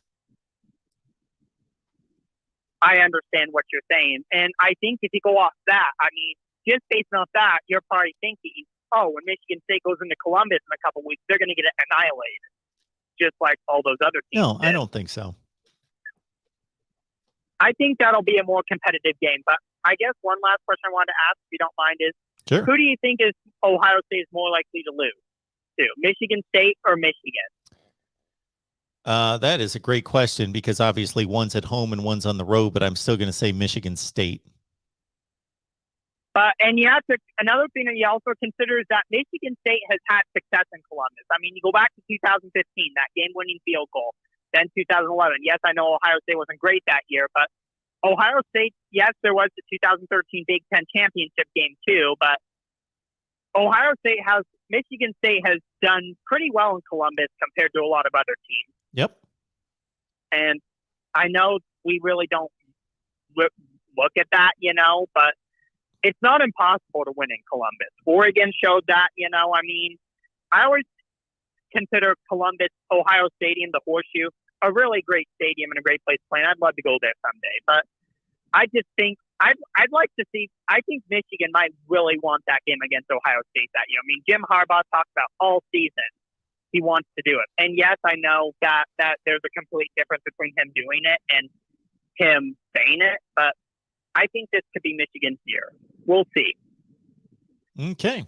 So well, thanks for I don't the call. think it's going to be Ohio State and Indianapolis from the East. That's my final opinion of it. Gotcha. Yeah. But thank you for your time, and I'm sorry if I got interrupted or. Oh, not at all. No, I appreciate you calling in. Thanks for your take. I appreciate it. You have a good night. All right. You too. All right. Yeah, it's going to be fascinating. Michigan State in Columbus to take on the Buckeyes. Wow. Welcome to the Voice of College Football. Who's on the line? Hey, Mark. It's Exploring with Ben. How you doing tonight? Hey, Ben. I'm good. How are you? I'm doing fine. I missed the first part of the show. I got stuck a little bit late at work, so I didn't get to see your initial reaction to the rankings because I had to go back and actually watch them myself. But I can know you're a Buckeyes fan. So what is your thoughts about their look this year on head-to-head? I mean, at this point, it's early, obviously, in the season. So. I think it's completely fair. They've done the same thing that I've done with Oregon and Ohio State, although I believe I've got them a spot lower. I think I've got them 5 and 6, maybe 4 and 5. I don't remember. So they've pretty much done the same thing I've done with Oregon and Ohio State in my rankings. Really, the three things that stand out to me is, number one, that Alabama's number 2, and they don't have the second best resume in college football. So they're obviously favoring Alabama based on talent, eye test, all that. And the more they talk about eye test, the more that I think that really means brand name, image, prestige, and TV ratings, and basically talent evaluation, not eye test on the field. Because Alabama's resume is good, it's decent, but it's not, I don't think, the number 2 resume in the country. So that's what struck me, is Alabama's a little bit too high, and they've basically positioned Alabama in such a way that they could lose the SEC championship game close and still make the playoff with 2 losses. Observation number 2 would be Cincinnati is in a difficult spot, and that was really the team I wanted to see ranked more so than everybody else, because everybody else outside of maybe Wake controls its own destiny. So Cincinnati at 6 tells us a lot that they're in a tough spot. And then finally, that Oklahoma's at 8, even though they can play themselves up, they're fine as long as they win. It just basically tells us that the committee has not been impressed with Oklahoma, obviously. Oh, no, I mean, and I agree. I mean, I saw Alabama too, and I was kind of like, how? But at the same time, I saw Oregon at 4, and as a Ducks fan, even I was like, I was expecting 6 to 7, to be honest. That's kind of my feel, just because of the inconsistency a bit on the field. So I'm in the same boat. I was a little, with Alabama, I was kind of like, I don't know. But regardless of that, did you notice something? I don't know if you pay attention to it. I know, like, FPI, you go over that all the time. Did you see the comparison with Ohio State and Oregon, the strength of schedule and strength of record differential? I did. I don't know where those numbers are coming from. I don't either. But Oregon's is like way up higher than Ohio State's, which is weird. I don't know if that's because they feel the league is quote unquote more competitive. I don't know where those numbers come from at all. It was like a ridiculously lopsided number in strength for Oregon. I don't know where that comes from. So I'm not really challenging Ohio State's number at 74 of strength of schedule, because their schedule's backloaded. They just finally played somebody really good this past weekend, Penn State, and even their record has obviously taken a hit in their standing. And I don't believe Penn State was even ranked in their top 25. Maybe they were. I don't know. I don't remember where Penn State was ranked, if they were ranked. But anyway, they were 23-ish or something like that. Something like that. I don't know that they were ranked. Anyway, I will say that, I'm looking at this schedule for Oregon, and did they base this completely on them playing Ohio State on the road? Is that why they've got the 22nd ranked schedule in the country? How is that possible? They played Fresno State. Okay. They played Fresno State, Ohio State, of course, Stony Brook, Arizona, Stanford, Cal, UCLA, Colorado. Colorado sucks. They're horrible. They're one of the worst teams in FBS football. UCLA is down to 5 and 4 now. They're a top 50, 60 team, and they're the second best win they've got. Then they've got Cal. They're no good. Stanford, that's the loss. They're 3 and 5. Arizona's one of the worst teams in known existence. They've lost 20 games in a row. I am dumbfounded by this number 22 ranking, strength of schedule. Yeah, I saw it. I mean, again, I'm a Ducks fan. Even I was like, well, wait, that doesn't make any sense to me. Because I'm like, yeah, like you say, maybe they're basing off the Ohio State win. But then why is Ohio State so low? Because they went against Oregon. That should almost equal it out. So, yeah, I mean, it could be because of the backload for Ohio State, too, with the strength of record and stuff like that. I see those numbers sometimes, and I'm confused by them because some of them just don't make a whole lot of sense. I don't know where they get those from. I'm not usually confused, but when it comes to this one, I am spellbound. I have no idea. Yeah, because Ohio State on the other side. So Ohio State's 52 spots behind them in schedule strength, and they played each other. So what's kind of odd about that is that if they're ranking Ohio State to be a much stronger game for Oregon than Oregon for Ohio State, but Oregon beat Ohio State. You know what I mean? Like, are they giving Oregon a ton of credit for Ohio State? And I mean a ton of credit, like a top 3 win in the country, but they're not giving Ohio State as much credit for having Oregon on its schedule, but Oregon beat Ohio State. Like, it doesn't make any sense in a sense. And even though, like you say, Ohio State's schedule is backloaded, they have now played Penn State. Minnesota's a 6-2 team that they've got ranked number 20 in the country. The committee's got Minnesota number 20 in the country. So that trumps Oregon's second best win and Penn State. I don't get it. Yeah, no, I'm agreeing with you. I'm throwing it out there because I'm like, crazy. I don't pay attention to those. Just like the FPI. That sounds like a good video. Sometimes those numbers are just. But I will tell you, as you are probably one of the most unbiased Ohio State fans, at least. I'll have to watch your actual reaction, but don't read the comment section because there's a bunch of whining going on. But to all the OSU fans, it'll work itself out. Oregon will probably, unfortunately, lose somewhere along the line, like at Utah. And boom, Ohio State will bump up. Ohio State's schedule is stronger. It'll work itself out. So to everyone who's worried, relax. Well, are you able to kind of remove yourself from the situation and analyze that? What do you think is more important, the head-to-head or the better resume?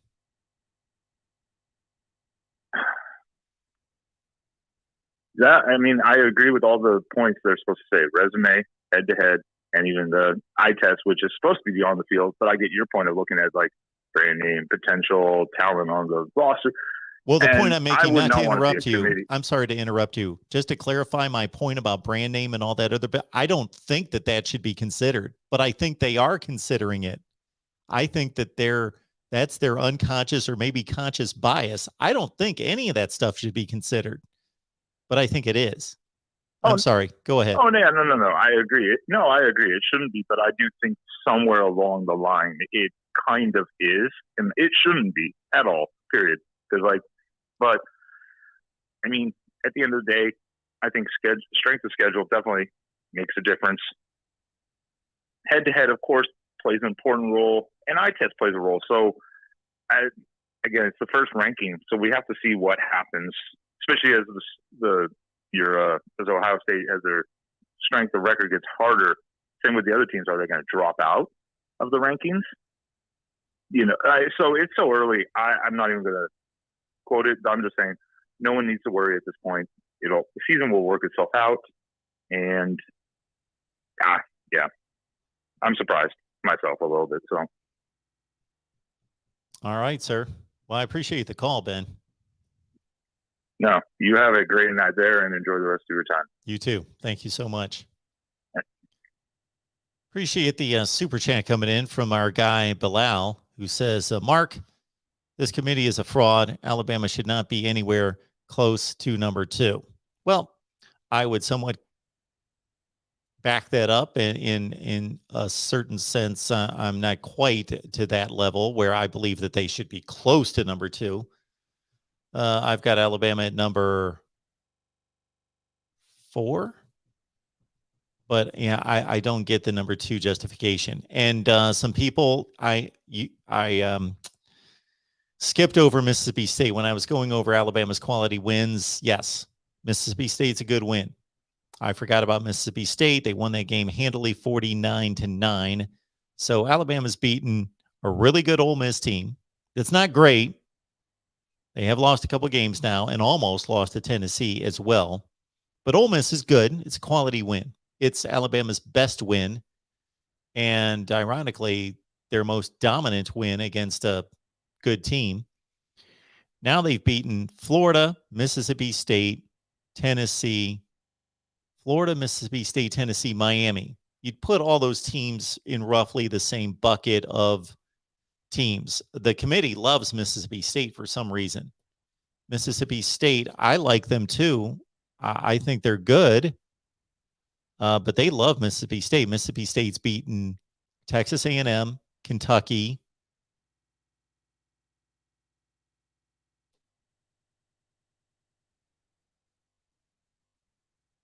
That's it. Tennessee and Kentucky, or I'm sorry, Kentucky and Texas A&M. Mississippi State didn't play. No. Kentucky and Texas A&M are the big Mississippi State wins. Okay. They lost to Memphis. They beat Louisiana Tech by a point. Okay. Other Mississippi State win, North Carolina State. So Texas A&M, Kentucky, North Carolina State. 3 good wins for MSU. But they lost to Memphis. They got annihilated by Alabama. And they barely slipped by Louisiana Tech. They also lost to, who they lose to? LSU. So a little high on Mississippi State is the committee. A little bit. But this Oregon strength of schedule at 22, every team in the SEC is a tougher schedule than Oregon right now. So there's 14 that should be ahead of them already. I don't know. I'm going to have to look up strength of schedule tonight. Unless I just get done with the whatever we've had today. I started recording at 11 in the morning, so we're going to be at like 10 hours. I may just be done for the night. Or we may work on some videos because I really got to figure out strength of schedule and how Oregon's got the 22nd toughest schedule in the country. Hayden is asking, who's the most underrated team that can still make the college football playoff? Meaning in the rankings, I'm going to take that as the lowest ranked team.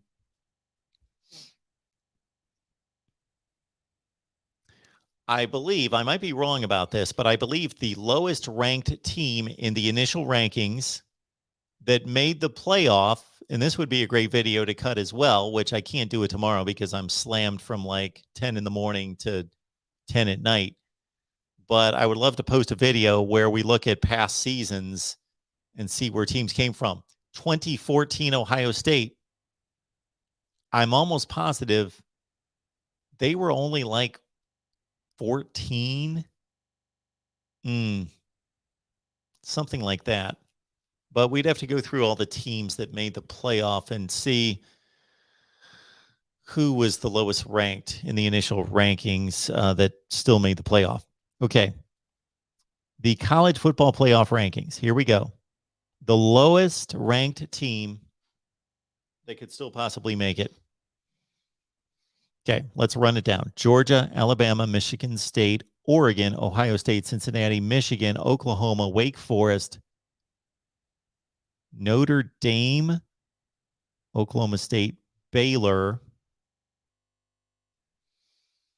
Okay. How about Auburn? Auburn and Texas A&M are both 6-2. Auburn only has 1 loss in the SEC. Texas A&M has 2 losses in the SEC, but Texas A&M also has the tiebreaker against Alabama. So let's say Texas A&M wins all of its games. Auburn wins all of its games, except they have to play each other, of course. And Auburn beats Alabama. So the winner of this game between Auburn and Texas A&M under those conditions, Alabama would have 2 losses. A&M would have 3 2 losses. If they beat Auburn, Auburn would have 2 losses in the division. So it'd be a 3-way tie between Texas A&M, Auburn, and Alabama. Get out your tiebreaker book.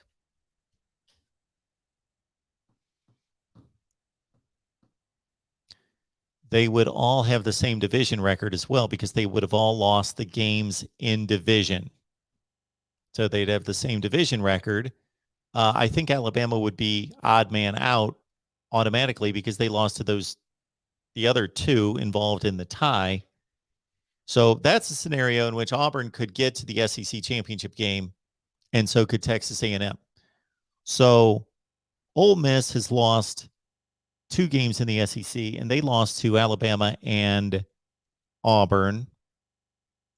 So it's going to be tough for them, having already lost to 2 of those, but they could. So the group of Auburn, Texas A&M, and Ole Miss, Hayden, to answer your question, are the lowest ranked teams that could make the playoff. Kentucky cannot make the playoff. They've lost 2 games. Yeah, they're done. Yeah. So there you go. That is my answer for you. The 3 teams in the SEC Western Division. They're all basically in the same bucket.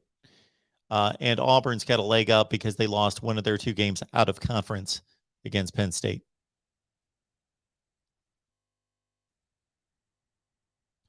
All right. Good stuff here from everyone. Let's go back to the phone lines. Welcome to the Voice of College Football. Who's on the line?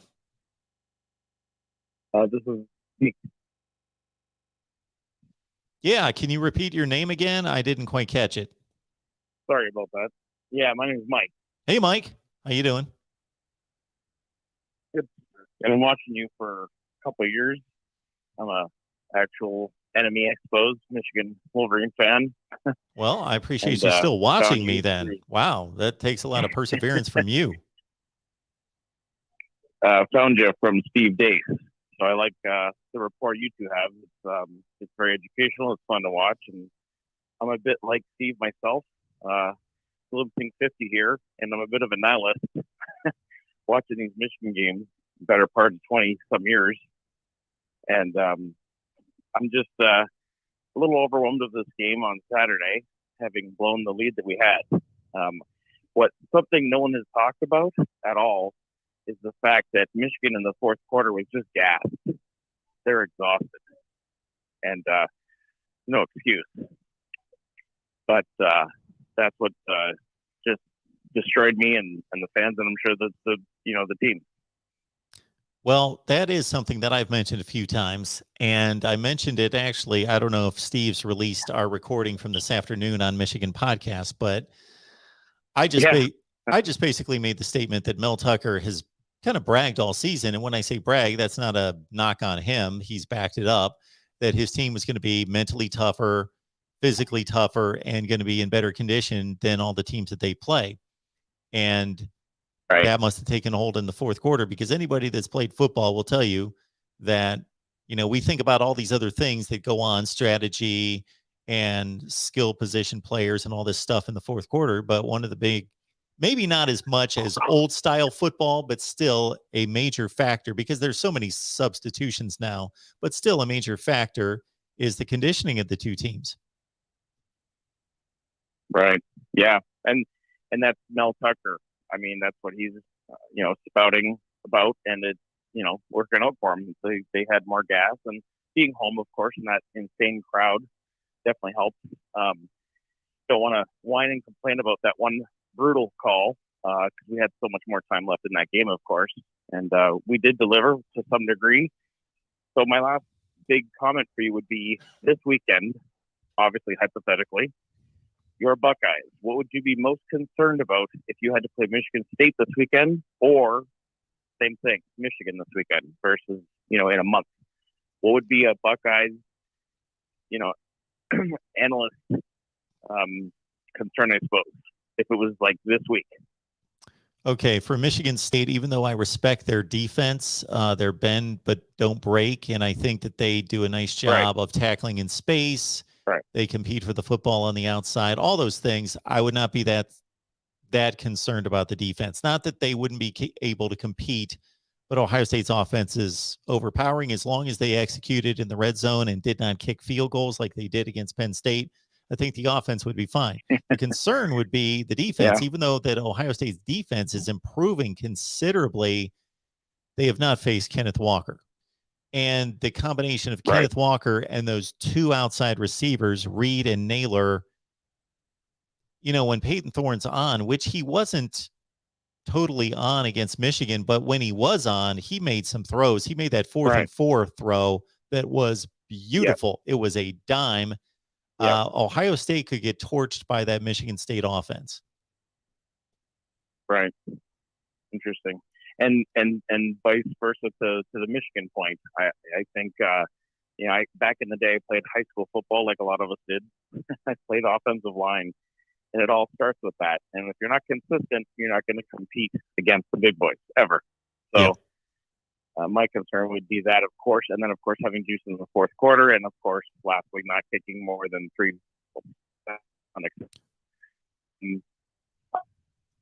So I have the favorite over my Wolverines at this. Most years I'd probably 14, 18-point favorite. But I feel there's a palpable chance to actually beat the Buckeyes. Again, I'd give them a sizable favorite, of course. And I'm sure Vegas will for that very purpose, just to kind of, tempt folks to place bets. But, it's that fourth quarter last 3 days ago. I just was like, who is this team? And I was actually afraid of it when I saw everyone raise their hand fourth quarter. For some reason, I'm like, how are we going to manage to lose this? Are we going to do that to ourselves again? And sure enough, that's what happened. So lastly, what would you say about Michigan if we played them this weekend? Is it the same thing as Michigan State or not at all? Is it a different strength that they would provide to the Buckeyes, do you think? When I looked at Michigan State before they played, I just looked at these teams and I thought they're very similar teams. They both have top 2 to 3 offensive lines in the conference. They both, even though they're fairly unheralded players, especially Michigan, because they haven't thrown the ball as much, so their wide receivers haven't put up the kind of numbers that Reed and Naylor have. They showed in that game how good they are. And obviously the 1-2 punch of Haskins and Corum up until this game was nearly as effective as a tandem as Kenneth Walker. The two quarterbacks are fairly similar, although I think Peyton Thorne is more elusive and a little bit better runner, and just more elusive, not necessarily that he looks to run, but he can avoid more contact and pressure in the backfield. And up until this game, I would have said that he was a better passer, but I tell you, Cade McNamara, I was super impressed with him threading tight windows. His anticipation. There was one throw that he made down the middle that I don't think anyone made a whole lot of, really blew up as some amazing play. But to me, he had a helmet in his chest and he delivered a ball in a tight window that, sometimes you get amazed when you see the quarterback and where the receiver and the defenders were when the ball's coming out of their hand, to really understand and appreciate how much anticipation it took to know where the receiver is going to be, not right now, but where he's going to be in 2.5 seconds, and where those defenders are going to be. And he made a couple throws like that I just thought those are NFL. Those are throws that you see Brady and Rodgers make on, and I'm not elevating him to that level by any stretch, because they make them every other play, but made those kind of throws. So he was a much better player on Saturday than I've ever seen before. Right. And if he keeps that play up, that will keep JJ on the bench. Yeah. Well, it should. So, you'd think. This is why this is the year with so much parity. It's ridiculous. I mean, 1 through 10 easily is just, I've never seen this in modern, last 10, 20 years maybe, where every single team is so decent in their own way.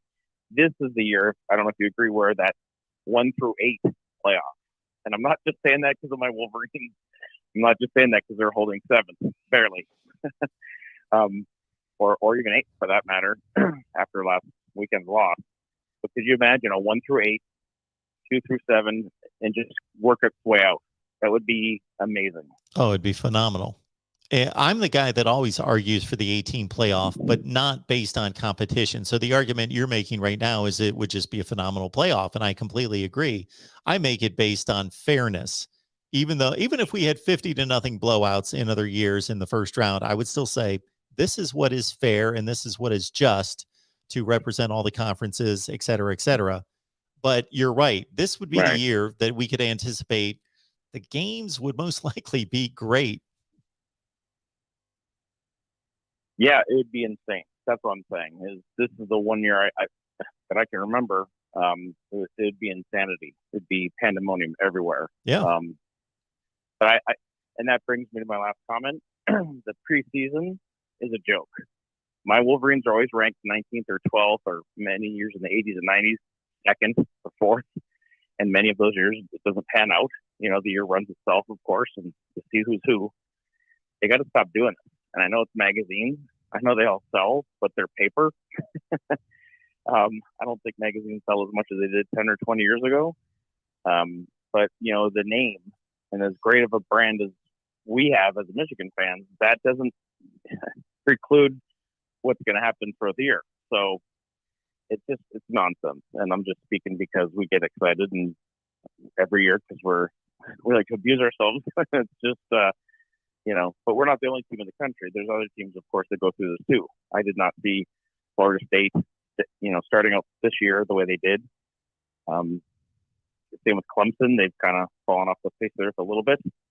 And I'm sure they're ranked in the top 3 or 5, if memory serves, back in August.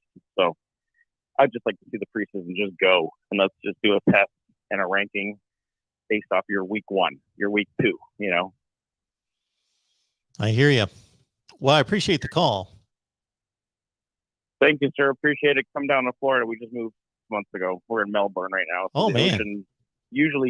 The ocean usually cures all wounds, but not last that week. Sounds, you know, I'm a bit harsh on my boys. Well, I got to tell you, if you would have made that comment to me between May and September, I'd be like, no, I'm good where I'm at here in Connecticut. But, you know, it's right about this time of year. This week or last week was about the time that it went suddenly from 75 to 50. Then I'm like, yeah, I can do without this because 25's coming. Sadly enough, I love 50s. Sadly enough, I love 50s and 40s. You know, I'm actually Canadian.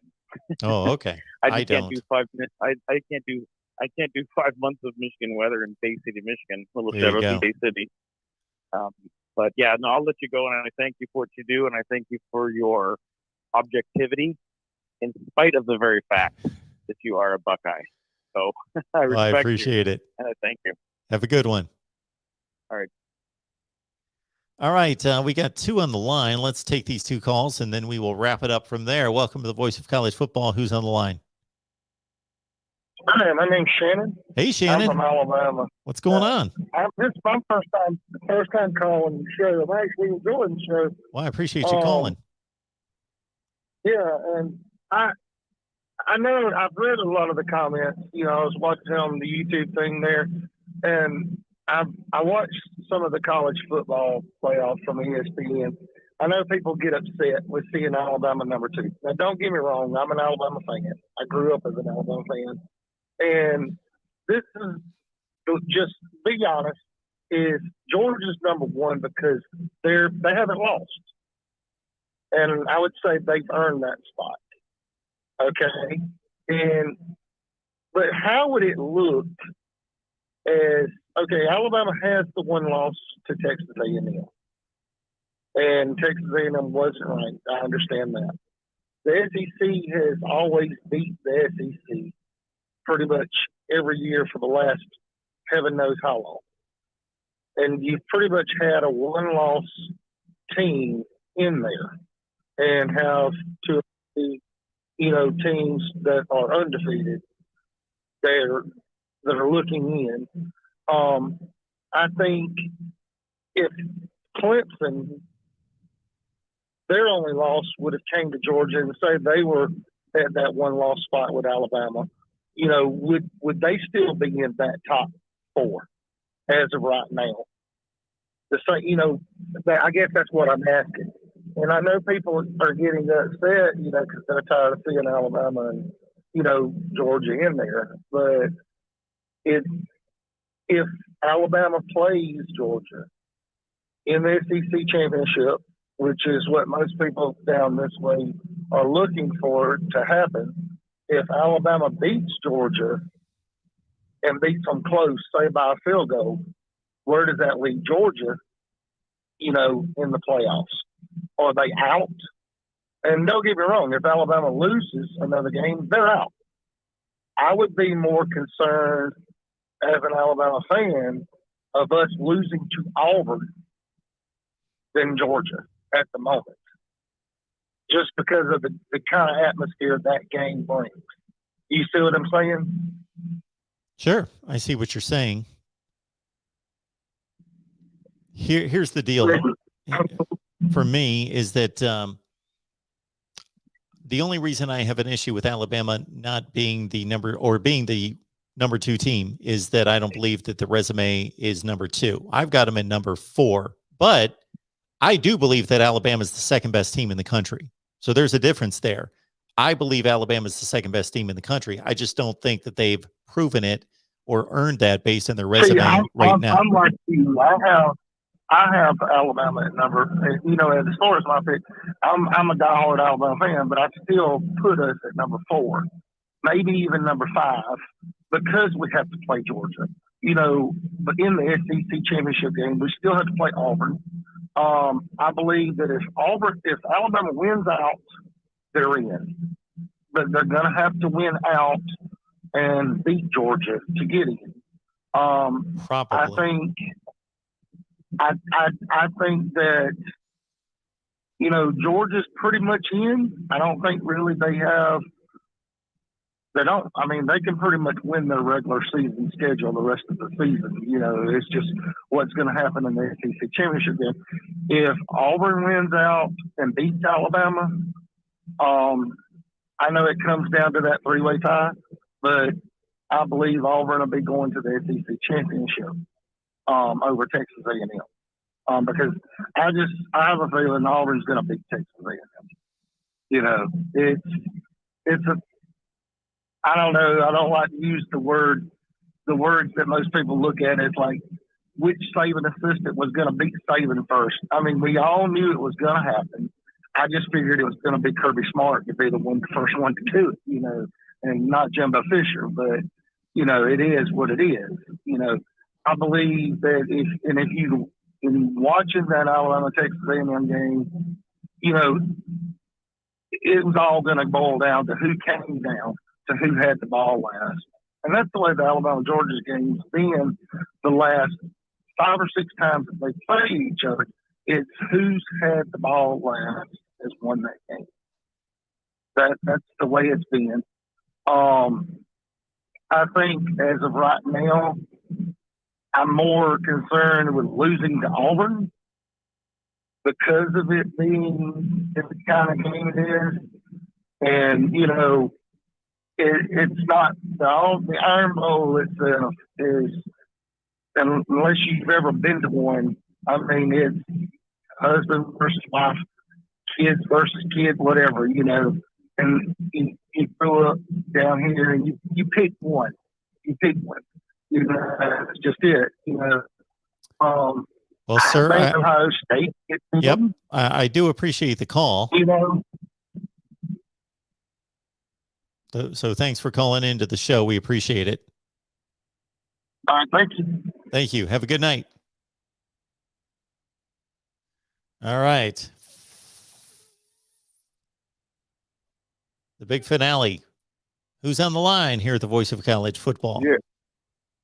Yeah. Hi, my name's Willie. I'm from Ohio State. Hey, Willie. 78, and I watch all college football. I'm 73 and retired. I got 50 big screen, 3 50-inch big screens in my living room, and I DVR and watch all these games on replay. 2 things I'd like to talk to you most about, although that caller from Alabama I thought was right on, but he failed to mention that Alabama barely beat Florida this year. because of a 2-point conversion. Sure. And they're still ranked number 2. Now, as far as the Michigan State game go, Michigan, Harbaugh is their version of John Cooper. He takes good players and manages to lose games. Now, that game against Michigan was the first game all year their quarterback has hit any passes, and he really never hit any over 15 yards if you look back at the tape. He had a 93-yarder that traveled about 8 yards, and the guy ran the rest of the way. He's really no threat to pass. But yet, Michigan's defense played 2 deep safeties the entire game instead of one safety and the other one at the line to stop the run. If you're going to play Michigan State, you need to stop the run. Anybody that knows college or pro football, the first thing you got to do is stop the run. And Michigan, for some unknown reason, kept 2 deep safeties, even when they were in running situations. And I was just confused I personally think if Penn State is healthy the way they played against us their last game, that they're probably the second best team to us in the Big Ten. When they play Michigan State and Michigan will definitely be lucky to get a win. Michigan barely beat Rutgers by 7 points. They would have lost to Northwestern if Northwestern wouldn't have fumbled running out the clock. Michigan State hadn't beat a team with a winning record till they beat Michigan. Michigan State's quarterback threw for less than 200 yards. And they have a couple decent receivers. But you do not need to play 2 high safeties. If you play Michigan State, put your guys on the line and stop that guy and make him throw. Because he's not going to beat you throwing. Now I'd like to talk a bit about our play calling at the goal line. For some unknown reason, why do we keep running Henderson inside the tackles when he's so fast? And why do we go with all tight ends when we get to the 8-yard line?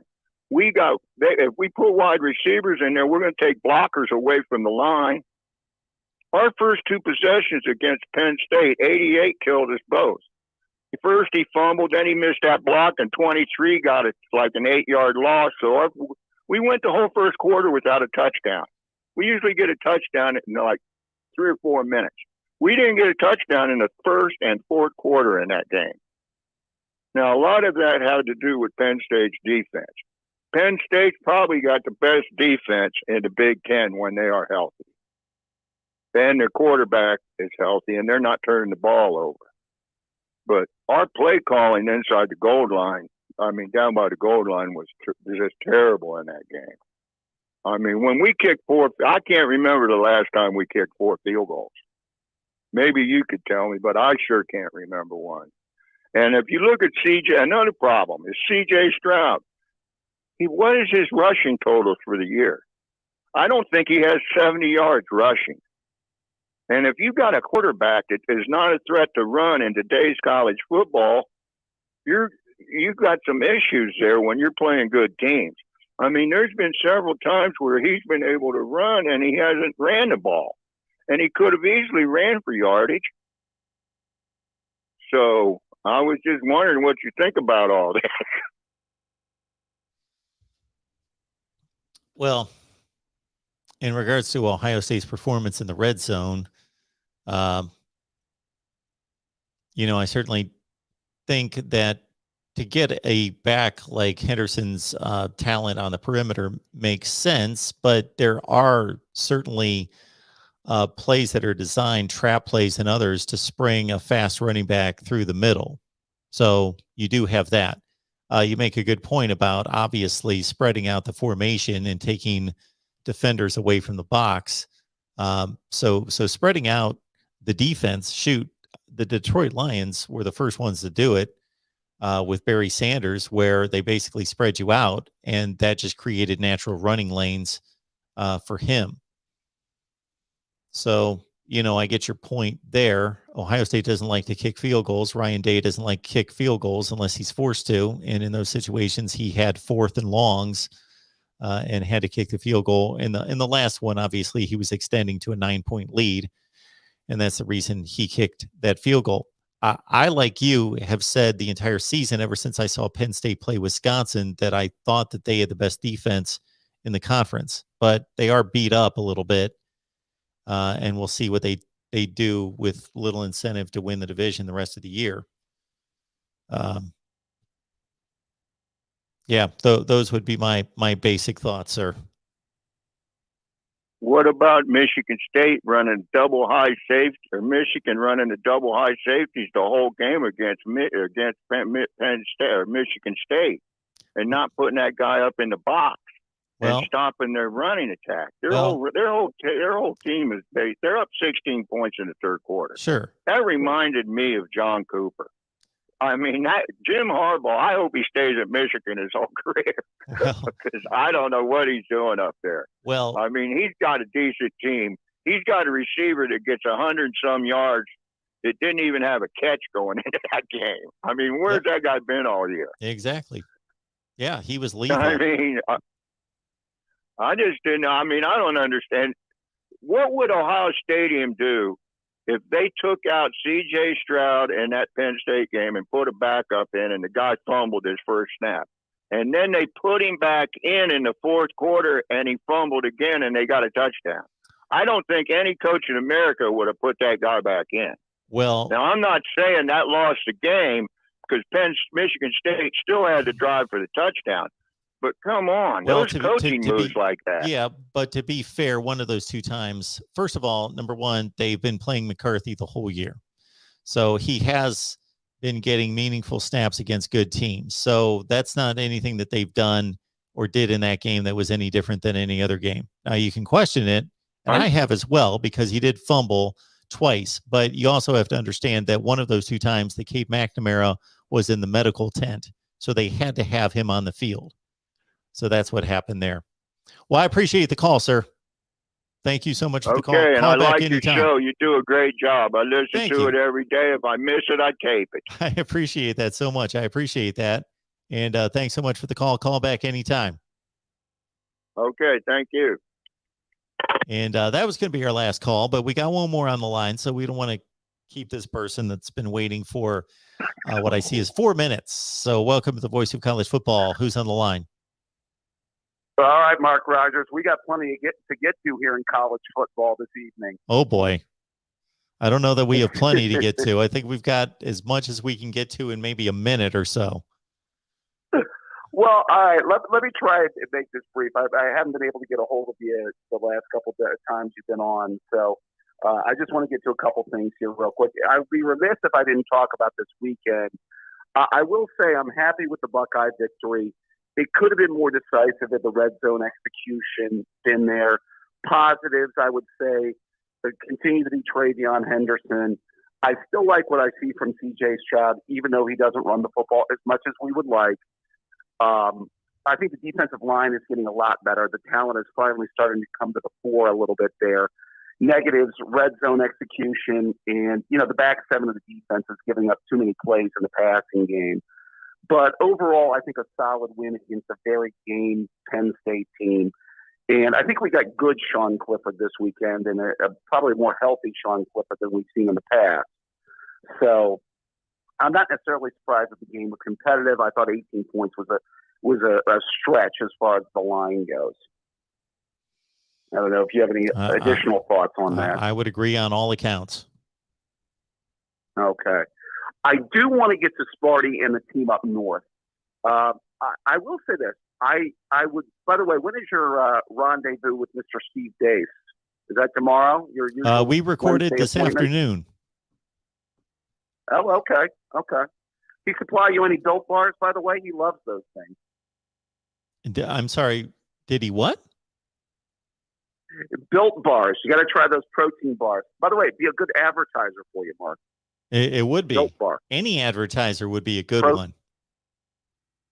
Excellent protein bars, by the way. Okay. I do want to touch on that game. First of all, I have to say I think Michigan is the better football team. Not that much better of a football team, but I think definitely in that game, I thought that they outplayed Michigan State. Was that, number one, your opinion? Yep, that is my opinion. I think Michigan. Okay. So you think Michigan lost it maybe more than Michigan State won it? Yes, Would you they go did. that far? Okay. All right. Okay. It'd be interesting to hear Mr. Dace's opinion. I bet he's still kind of crestfallen after the weekend. Oh, he is. Yeah. I will say this, though. Thorne, the quarterback for Michigan State, is he more Brian Lewerke or Connor Cook or Kirk Cousins? Oh, to me, he's Lewerke. Okay. Okay. He's a high-end Lewerke, or he's, at best, he's Brian Lewerke. No, I'll give it a high end. Yeah, I think that he can throw a better ball and he can drop some dimes. Okay. I think he looked capable. I was really impressed with Walker. Is it me, or does Walker have to be the front runner for the Heisman right now? Yeah, anybody who would not vote for Kenneth Walker for the Heisman Trophy right now, I don't know what they're watching. I would tend to agree. Definitely the favorite for the Doak Walker. I like Bijan Robinson early, but I think right now clearly the best running back, and I think the favorite for the Heisman. I agree. On to the polls, by the way, Mark. I have to say, and I've said it before, Oregon at 4th and Ohio State at 5th. I don't think any Ohio State fans can complain. By the way, is Buckeye Talk tomorrow, Mark? Absolutely. Yes, it is. 1:30. I will be there. It makes sense to me. I know Oregon's in a weaker conference. I know they have a very bad loss. Are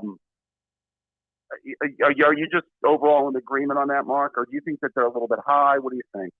Well, I have the teams right where everybody else, or right where the committee does. So yeah, there's no comparison between the two resumes, and it's only going to get wider. But head to head, they played. So. No, I agree. And they came to, it wasn't even on a neutral field. They came to Columbus, sure, and they won fairly solidly, Mark. It wasn't a game that came down to like some fluke play. Ohio State was pretty much playing for behind the entire game. Now, granted, they had two chances to tie the game up at the end of the game, so it was a competitive football game. But I think Oregon won fairly solidly. Absolutely. Last point, though, Mark. I got to get to this. I know you're running short on time here. With where they put Cincinnati, does that make it an even longer shot to where if they run the table, they're not getting in? Yes. So okay. Cincinnati was the team that I was the most intrigued to see where they would be placed for the simple fact that everybody else holds destiny within its hands with the maybe exception of Wake Forest. So Oklahoma's number 8. Does it matter? Well, it tells us that the committee's not been impressed with their narrow wins. I get it, but Oklahoma's fine. Win the conference, go undefeated, maybe even trip up once, and you're in the playoff. So Cincinnati was the one team that I was most intrigued to see where they would be placed because the coaches poll and the AP have them at number 2. Why? I have no idea. They're nowhere close to having the second best resume in the country or having displayed that they're the second best team in the country. So I don't know where that comes from other than preseason perception, and that being one of the great fallacies of the AP and the coaches poll. So once they place them at number 6, that tells us they're not in the playoff today. What can they possibly do to get into the playoff? Well, obviously, in addition to taking care of their business, they need all sorts of ridiculous chaos to ensue to be elevated to the top 4. See, I just think bottom line, they're going to need Oregon to get knocked out. They're going to definitely need Alabama to get their second loss. They're going to need probably Oklahoma to lose a game, maybe 2. I mean, there's going to have to be some things to really fall their way to get in. Yep. And I'm not saying I'm completely surprised at where they have them at. I think just overall, Mark, in closing, these last few weeks of the college football season are going to be intriguing. I think we're going to be having playoff debates going into the playoff at the end of the season. I think it's going to be great. I think it's going to be fun. And I'm going to be watching Mark Rogers, and I'm going to be watching you on Speed Days tomorrow There and you go. Buckeye Talk tomorrow, Mark. Well, David, thank you so much for the Take care of call. yourself. I appreciate it. I'm sorry I tripped on you there at the end of the phone call. I think you cut out and I thought you had finished. But thank you so much for calling and adding your thoughts and support as always, sir. Talk to you soon, Mark. Take care. All right, everyone. That's a wrap here at the Voice of College Football. But certainly we want to acknowledge the Super Chat contribution from Sudhir DeHoop. Great channel. It's important to keep in mind Michigan State is the only Big Ten team recently to beat Ohio State when the stakes were high for both teams. Go green. Well, the last time that Ohio State lost a Big Ten game was, of course, in 2018 against Purdue, and the stakes were mighty high in that one because that knocked them out of the college football playoff. And, 2017 they lost to Iowa, and, that was pretty big as well because that knocked them out of the college football playoff. 2016 they lost to Penn State, but still made the playoff. Yes, 2015, of course, the last time Ohio State lost to Michigan State, and that, again, knocked Ohio State out of the playoff. Appreciate everybody being here. We've got a ton of live streams to bring you tomorrow at 12:30 Oklahoma, 1:30 Eastern Ohio State, 5 o'clock Michigan, 6 o'clock Florida State, 7 o'clock Miami, right here at the Voice of College Football. All those on their specific team channels. And we will see you next time, which again is 12:30 Eastern, 11:30 Central on the Oklahoma channel on Wednesday. Thank you so much, everyone.